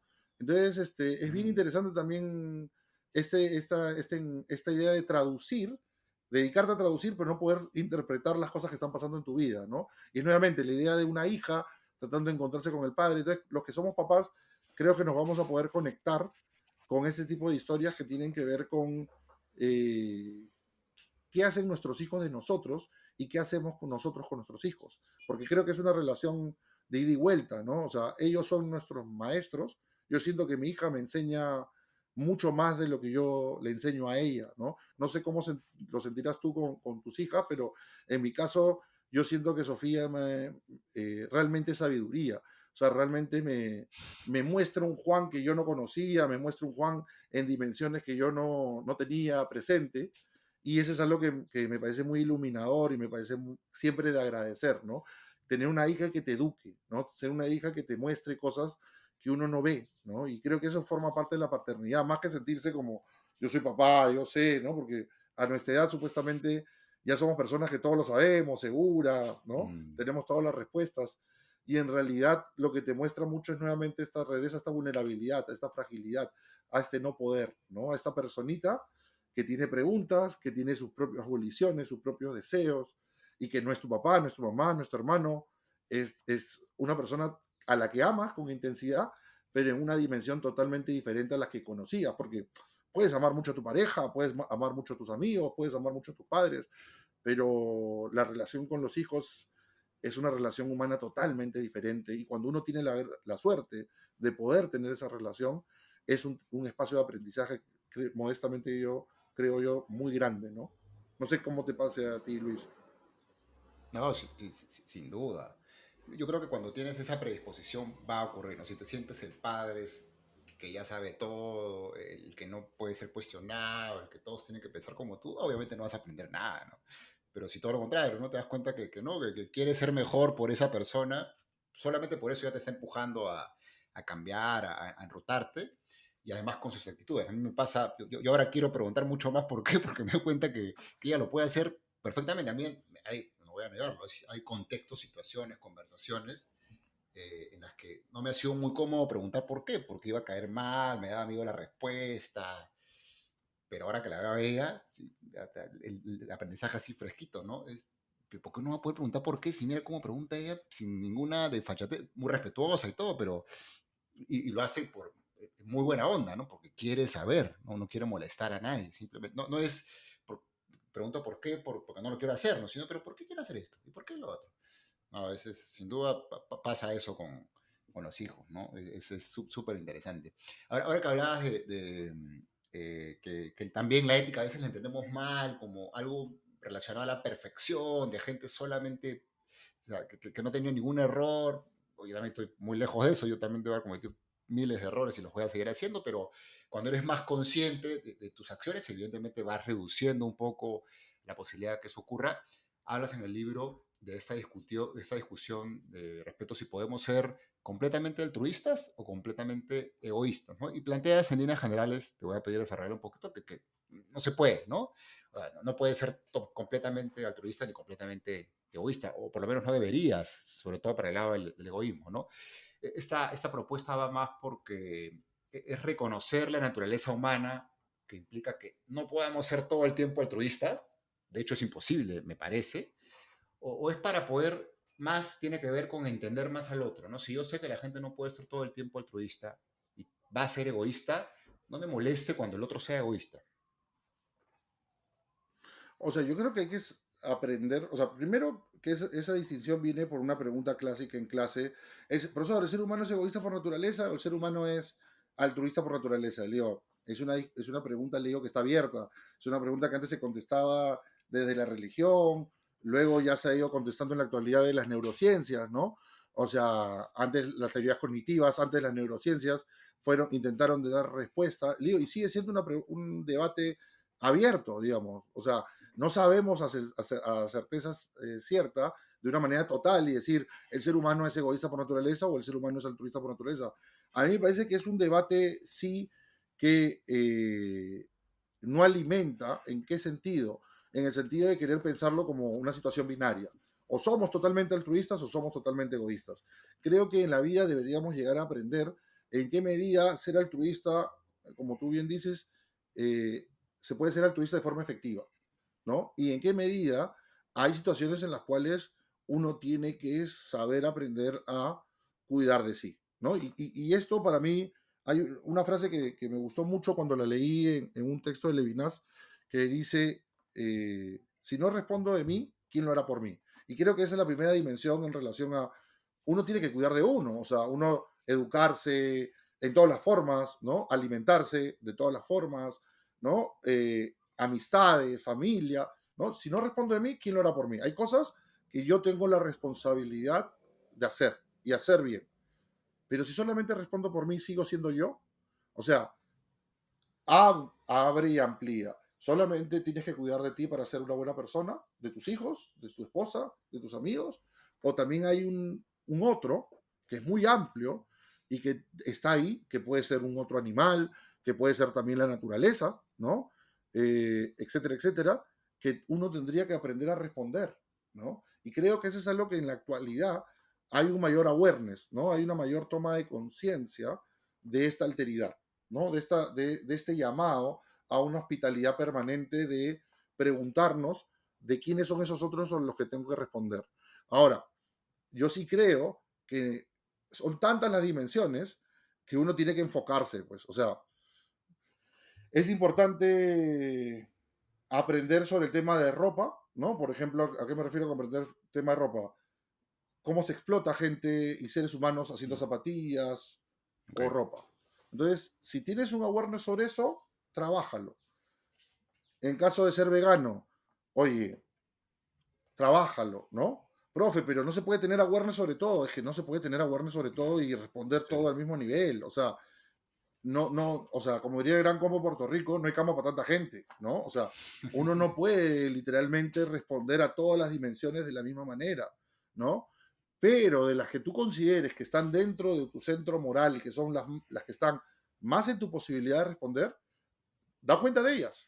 Y en las demás, reconócete como alguien que está primerizo o todavía no iniciado, ¿no? Y podemos agregar tema de personas con otro tipo de capacidades, comunidad LGTB, y ahí la lista comenzaría a crecer, ¿no? Y el tema de género, ¿no? O sea, comenzar a reconocer, oye, mira, en ese tema no conozco tanto, no sé tanto, no me he informado tanto, quiero aprender más, quiero conocer más, quiero saber más, en vez de ponerme con la actitud de generación de cristal, ¿no? O ideología de género, o sea, comenzar a utilizar nuevamente lo que te digo, clichés, en vez de tener la capacidad de reconocer, oye, no conozco sobre ese tema y no conozco cuáles son las luchas de reivindicación o no conozco cuáles son los reclamos, demandas, exigencias que otras personas pueden tener sobre ese tema y no tratar de categorizar o decir, ¿no? Soy vegano, ¿no? No como animal, entonces tengo un estatuto moral superior a ti que trabajas los temas de diferencia de género, por decirte, ¿no?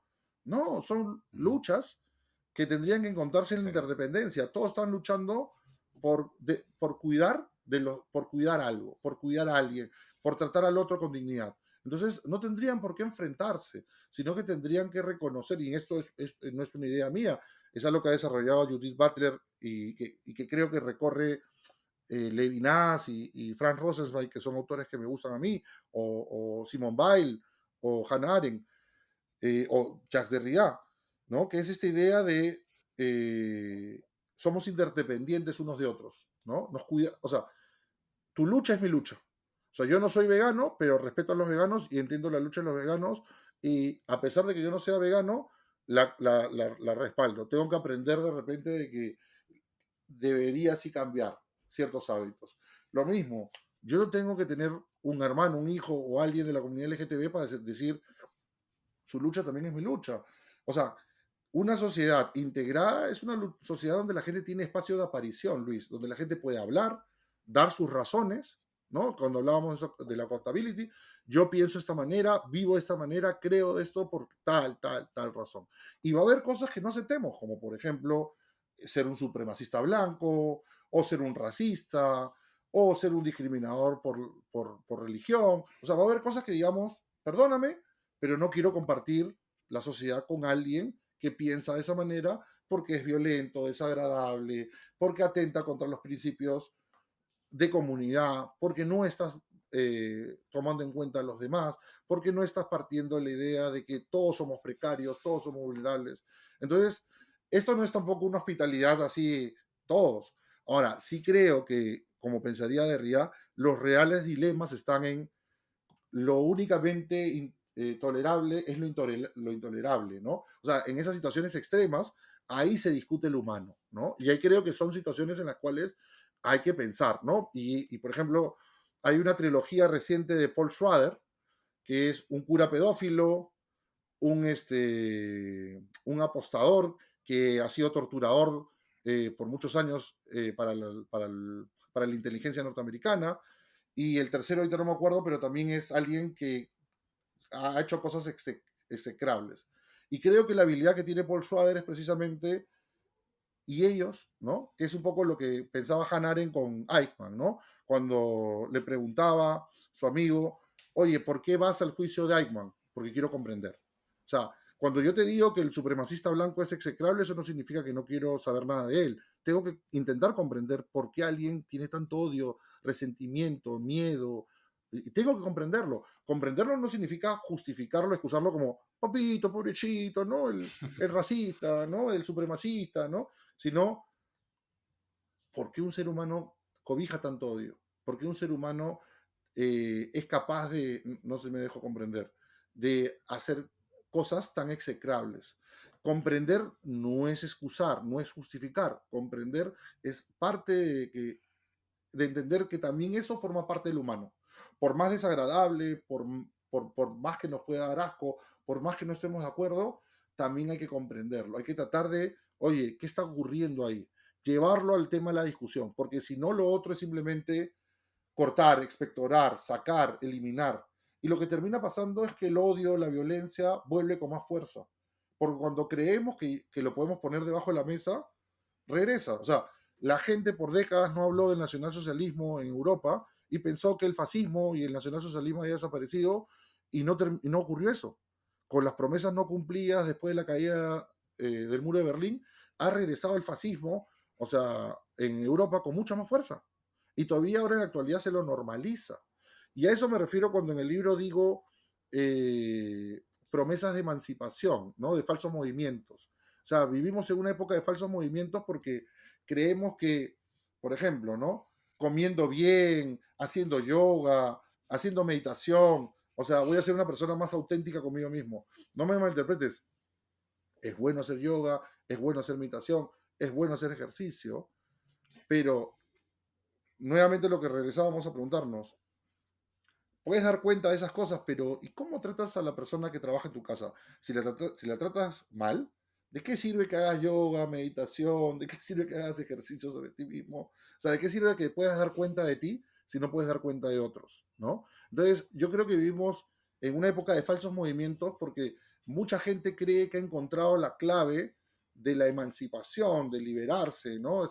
La gente que dice ser un entrepreneur, ¿no? Tú tienes que ser en todas las dimensiones de tu vida alguien que siempre esté optimizando todo su tiempo.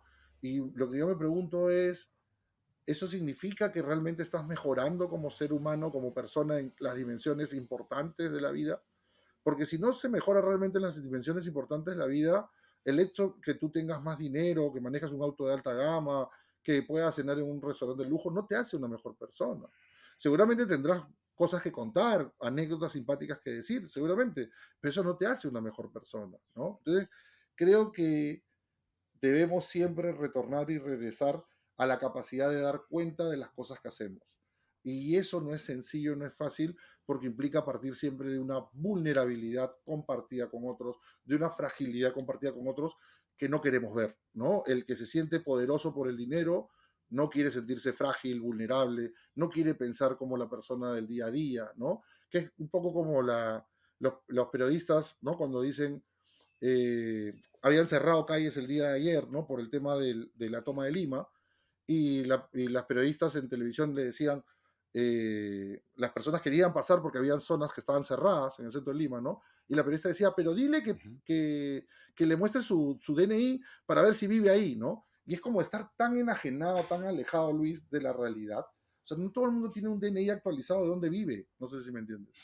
O Sí, sea, claro. porque es caro tramitar, es tiempo tramitar. Y si tienes un trabajo diario, ¿en qué momento o sea, en qué momento va a ser una prioridad actualizar tu DNI? No se me entiende. O sea, que no se malinterpreten. Es para que una sociedad sea más efectiva, es lógico y tiene todo el sentido que todos tengamos actualizado nuestro DNI, porque eso va a servir para un montón de pago de impuestos, etcétera, etcétera, etcétera. Pero para una persona que vive del día a día, y que no lo pueda comprender una reportera que supuestamente, no se me entiendes, reflexiona sobre la cotidianidad o está leyendo Al noticias. tanto. Entonces, eso te muestra lo enajenado que estamos en relación al otro, ¿no? Lo poco que comprendemos y entendemos a los demás y nos cuesta, y cómo nos cuesta ponernos en el lugar del otro. Porque desde el privilegio es muy fácil juzgar a los demás. Desde el privilegio es muy fácil decir, pero ¿por qué no eres vegano? ¿Pero por qué no meditas? ¿Por qué no haces yoga? ¿Por qué no te quieres? Desde el privilegio es sencillo hacerlo y decirlo, pero desde pídele a alguien que está en circunstancias, ojo, no estoy diciendo que una persona pobre o una persona en circunstancias complejas no pueda hacerlo, porque hay muchos casos de situaciones en que gente muy pobre juega tenis o se dedica a utilizar el baile, la danza contemporánea, o sea, no son cosas privativas de los que tienen dinero, o sea, no quiero que se entienda de esa forma, pero sí creo que es importante comprender de que el tiempo es un bien muy escaso en la época actual y que lamentablemente está muy monetizado y que las personas que trabajan del diario y cotidianamente son las que tienen menor acceso a precisamente dedicar ese tiempo para poder pensar, para poder reflexionar, ¿no? Entonces, pienso en eso, ¿no?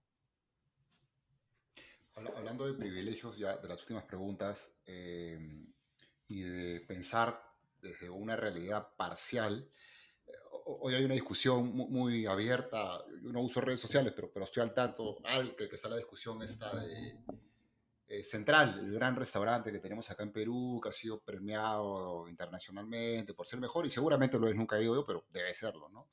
Y bueno, muchos orgullosos, uy, comida peruana, perfecto, muy bien por ahí, y otros, uy, ¿qué hacemos con el mejor restaurante del mundo si millones de personas se mueren de hambre? No, no tiene coherencia. Eh, sería ético, la pregunta es media complicada, pero podríamos decir que es ético comer en Central. O sea, depende del contexto, ¿no? Si lo que quieres es aprender porque forma parte de, o sea, te dedicas a la hostelería, te dedicas eres de repente un sommelier, si te dedicas a precisamente el rubro de hotelería, ir a Central es algo necesario para poder ver de qué manera se está trabajando a más alto nivel, ¿no? Creo que eso es importante en ese nivel. Pero, por ejemplo, la situación central es una oportunidad desaprovechada de nuestra cultura y nuestra sociedad que le gusta vivir simplemente la mordida, ¿no? Como dicen en inglés, que no quiero ya repetirlo porque me van a decir que estoy diciendo muchas cosas en inglés, pero digamos, el periodismo actual vive de eso que muerde, ¿no? De la nota que vende, ¿no? De lo confrontacional, de lo dialéctico, ¿no? Y no te vende la idea de, oye, mira, el Perú estadísticamente sigue siendo todavía un país que está muy poco poblado. Y es un país donde no tiene grandes extensiones de territorio como para plantar solamente soja, como el caso de Paraguay o Argentina, y ser solamente o sea, un país de un monocultivo, digamos, sino que tenemos la posibilidad de pequeños terrenos, pero con una alta capacidad de productividad y de calidad. O sea, podemos producir la mejor aceituna, la mejor palta, el mejor cacao, el mejor café. Entonces, eso debería formar parte de la discusión para este siglo. ¿Por qué? Porque si queremos desarrollarnos, no solamente podemos confiar en metales raros o el cobre, ¿no? Ahorita se viene toda una revolución por la matriz que está cambiando hacia lo eléctrico y lo eléctrico se conduce a través del cobre. Entonces, el hecho de que el Perú sea uno de los países donde más hay cobre nos vuelve a la pregunta en relación a la minería y la importancia que tiene la minería. Y en esto no habría que ser binario y decir minería mala, minería buena. No. Si vamos a optar por la minería porque es una realidad, ¿cuáles son las mejores formas de practicarlo? ¿Cuáles son las empresas que lo practican mejor en el mundo? No hay ninguna que no contamine, no hay contaminación cero, pero sí hay empresas que son más responsables y que tienen mejores condiciones. Entonces, optemos por ellas, ¿no? Lo mismo, si necesitamos como lo necesitamos en la ciudad de Lima, ¿el agua de dónde proviene? Yo no soy geógrafo, pero el agua proviene de zonas de la Sierra Central. Entonces tenemos que cuidar de dónde se alimenta el río Rima, que, o sea, tiene connotaciones desde, o sea, el Amazonas conecta con, ¿no? Con la cordillera. Como digo, no me voy a poner a explicar eso, que no es mi especialidad, pero el punto es, si el consumo diario de los alimentos proviene de la Sierra Central, de los valles de la Sierra Central, hay que cuidarlos, porque si no, no vamos a tener que comer o vamos a tener que cambiar drásticamente nuestra dieta. Entonces, para mí, es una oportunidad desaprovechada lo que hace Virgilio, ¿no? Porque no ponemos en debate las preguntas que tendríamos que hacernos. Y lo que hacemos simplemente es la discusión banal, ¿no? De que si vas con Vividí o si Vividía Central, cuánto cuesta, o si vale la pena, sino la alimentación es una discusión ética central en un país de tanta desigualdad, de tanta malnutrición. Pero, vuelvo a repetir, ¿por qué no verlo desde el punto de vista positivo? Si nosotros comenzamos a volvernos en el mejor exportador de palta Hass, no el que vende más, sino el mejor, o el mejor que vende cierto tipo, o sea, nosotros tenemos, o sea, es una lista interminable de superalimentos, de supernutrientes, ¿no? La cañigua, la kiwicha, ¿no? Entonces, si tenemos tantas cosas positivas, ¿por qué no entrar en el debate en relación a decir, oye, podemos ser una despensa del mundo hacia el siglo XXI y a lo que vendrá? Cuando mencionaba esto que puede parecerles agradable a tus oyentes, lo de la cucaracha, es una realidad que los granos van a ser una fuente de alimento de este siglo, porque ya no vamos a poder seguir dependiendo de materia animal como lo hacemos en la actualidad. Es muy costoso. Más allá del debate ético, es muy costoso. No se sostiene ya más eso. Entonces, los superalimentos ya no es simplemente una cuestión de mamá sanisidrina, no sé si me entiendes, disculpen con el respeto a las mamás sanisidrinas, pues ya no es simplemente decir que es un alimento ¿no? de lujo para los que son millonarios, sino que es algo que es importante para todos. Si en la época de Frejolito, ¿no? de Castilla, perdón, no sé, se me olvidó el apellido, creo que sí es Castilla, no, perdón, se me olvidó ahorita el apellido, eh, se hablaba del vaso de leche, en la actualidad tendríamos que pensar en el vaso de cañigua, por decirte, ¿no? Claro. O el vaso de quinoa. O sea, tendríamos que la matriz reformularla.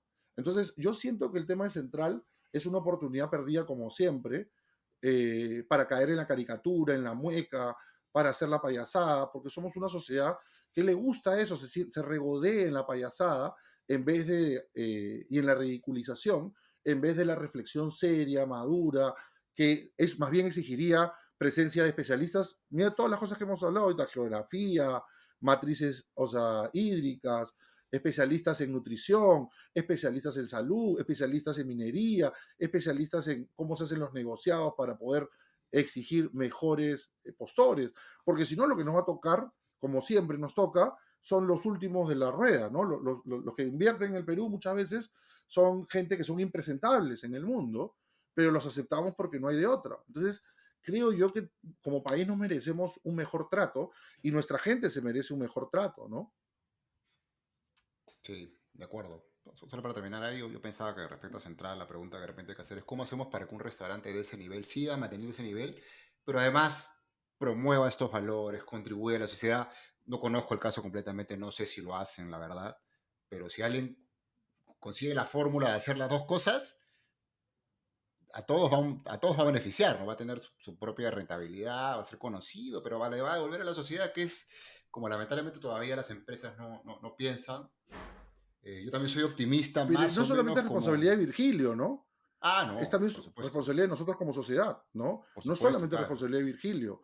claro. No, Y si los creo que eso, por consumidores... ejemplo, en la época de Gastón, Por favor, sí, sí.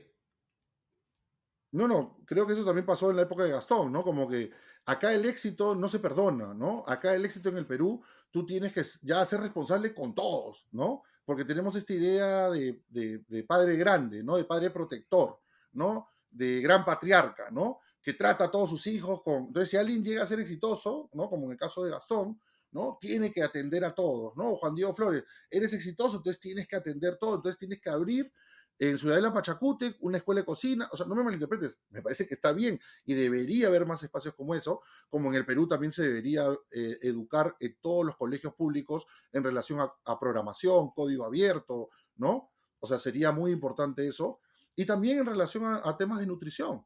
Pero lamentablemente, y ahí está el punto, los que son responsables de esto son operadores estatales, congresistas, y nadie quiere recibir esa pelota porque lo más probable es que las personas que están en el poder no tengan las capacidades ni siquiera para discutir del tema, porque ni siquiera tienen la humildad de reconocer y decir no sé nada, porque en otros países funciona así. Los políticos no son los especialistas en el tema, pero hacen espacios, crean espacios para escuchar a los especialistas, especialistas que hay lobbies, hay discusiones a nivel, o sea, de intereses económicos, eso lo sabemos, pero también hay una forma de decir, oye, quiero escuchar a la gente que está metida en esto y, por ejemplo, ¿no? ¿Por qué no podría haber una alimentación vegana en los colegios públicos? ¿No? ¿Por qué no sé, o sea, si una familia, o sea, ¿por qué el veganismo tendría que ser una cuestión solamente de ciertos niveles? Lamentablemente, si quieres ser vegano, cuesta y cuesta más, ¿no? Tú seguramente me corregirás si estoy mal, pero ser vegano cuesta, no es barato ser vegano. Entonces, ¿qué pasaría una familia que no tiene tantos recursos y quisiera ser vegano? ¿Podría hacerlo? ¿Podría suplir todos los alimentos con una canasta? Lo más probable es que sí, pero si no hay información, si no hay educación accesible, si no hay medios accesibles, se hace muy difícil. Entonces, ahí están las preguntas que los políticos tendrían que responder, que deberíamos, los debates que deberíamos ver en la noche, en los noticiarios, pero Ojalá. lamentablemente esas agendas quedan fuera del espacio, fuera de la discusión, porque, vuelvo a repetir, no escuchamos a los que saben, a los expertos, a la gente que conoce del tema y que podría presentar opciones y soluciones, soluciones que puedan servirnos y que puedan ser realistas, ¿no? Pero lamentablemente seguimos con modelos como tu vaso de leche es lo nutriente, ¿no? O cosas así, ¿no? Con paradigmas que ya forman parte del pasado y que deberían ser modificados y cambiados, no por moda, no por ser progres, sino porque tienes una data científica que está detrás y que te permite y te evalúa decir, disculpen, pero hay formas de nutrición que están comprobadas, que son ya para la actualidad más sostenibles, mejores y que le van a dar más dignidad a nuestros hijos, ¿no? Sí, de acuerdo. Mucho por pensar ahí.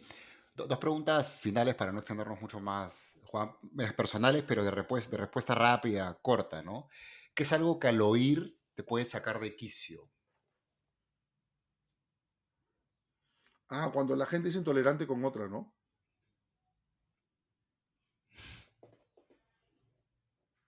¿De acuerdo? ¿Y qué es algo que oyes? y más bien te obliga a quedarte escuchando.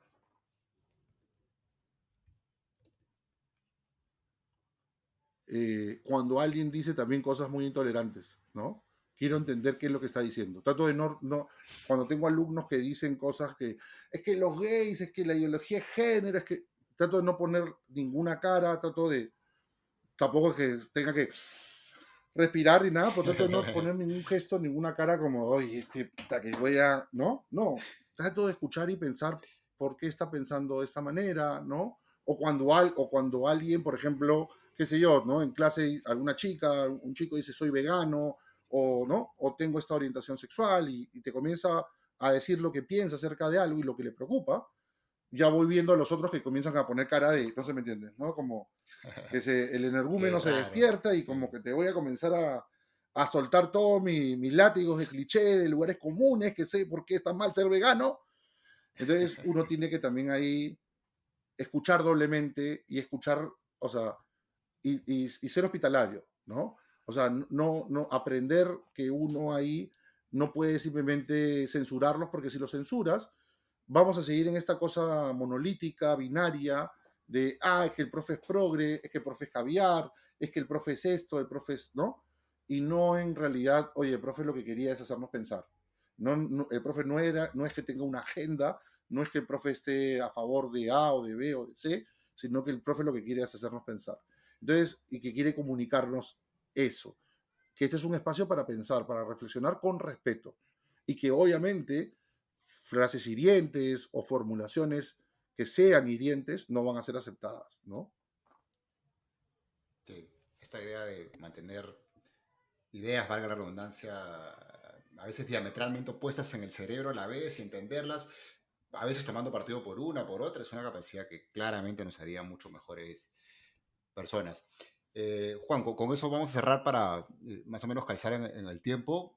Tú cierras el libro, decía, con una actitud muy optimista, la cual comparto. No digo que todo esto que se plantea mañana la gente lo vaya a digerir y practicar, pero creo que hay que pensar así. De hecho, en alguna parte del libro dices humildemente, creo, que puede que no tengas todos los argumentos para poder convencer o explicarle a la gente que te está leyendo que lo que estás proponiendo es cierto, pero si es simplemente una propuesta que llegamos a seguir, aun cuando no estemos convencidos, podría generar mucho. De hecho, recordaba algo parecido que dice Peter Singer, que es un pensador, un filósofo también de moda o contemporáneo, que habla muchos temas de ética también, y decía pues que muchas de sus propuestas no son descriptivas, no dicen cómo es la naturaleza humana, son prescriptivas, cómo deberíamos ser para finalmente tener una mejor sociedad. ¿No? Yo lo tomo por ahí, muy agradecido por tu participación, tu pasión, tus ganas de conversar a fondo del tema, por el libro, por supuesto, muy recomendable y muy al tanto de cualquier otra investigación, trabajo que vayas a publicar, porque seguramente hay muchas cosas muy interesantes que compartir con la audiencia. Luis, muchas gracias nuevamente por tu tiempo y a la gente que nos haya seguido hasta el final, nada más que decirles que gracias porque de verdad es su tiempo y esperamos que ese tiempo que le hayan invertido en nosotros les haya servido para pensar en muchas cosas y quédense con eso, ¿no? Que no necesariamente es una época muy rica para precisamente esas curiosidades, ver videos, encontrar información, o sea, las cosas que le hayan resonado de lo que hayamos conversado, no se queden acá, busquen más cosas porque hay muchas más cosas y esa es una de las riquezas de esta época, la posibilidad de encontrar información de calidad, así como hay mucha fake news y muchos alternative facts, también hay información muy buena, muy interesante que está ahí y que hay la posibilidad de acceder a ella y de forma gratuita, ¿no? O sea, si algo ha cambiado en el mundo es que hay mucha gente intentando comunicar buenas ideas. Entonces, así como puede haber gente que piense simplemente en cómo generar dinero por OnlyFans, digamos, hay gente también que piensa simplemente en este altruismo, digamos, eficiente, de cómo puede invertir su tiempo de la mejor manera para ayudar a otros y para hacer feliz a otros y para intentar un poquito ser más humano, ¿no? Día a día. Completamente de acuerdo y alineado con eso. Muchas gracias, Juan. No, muchas gracias Luis y a tu audiencia. Hasta luego.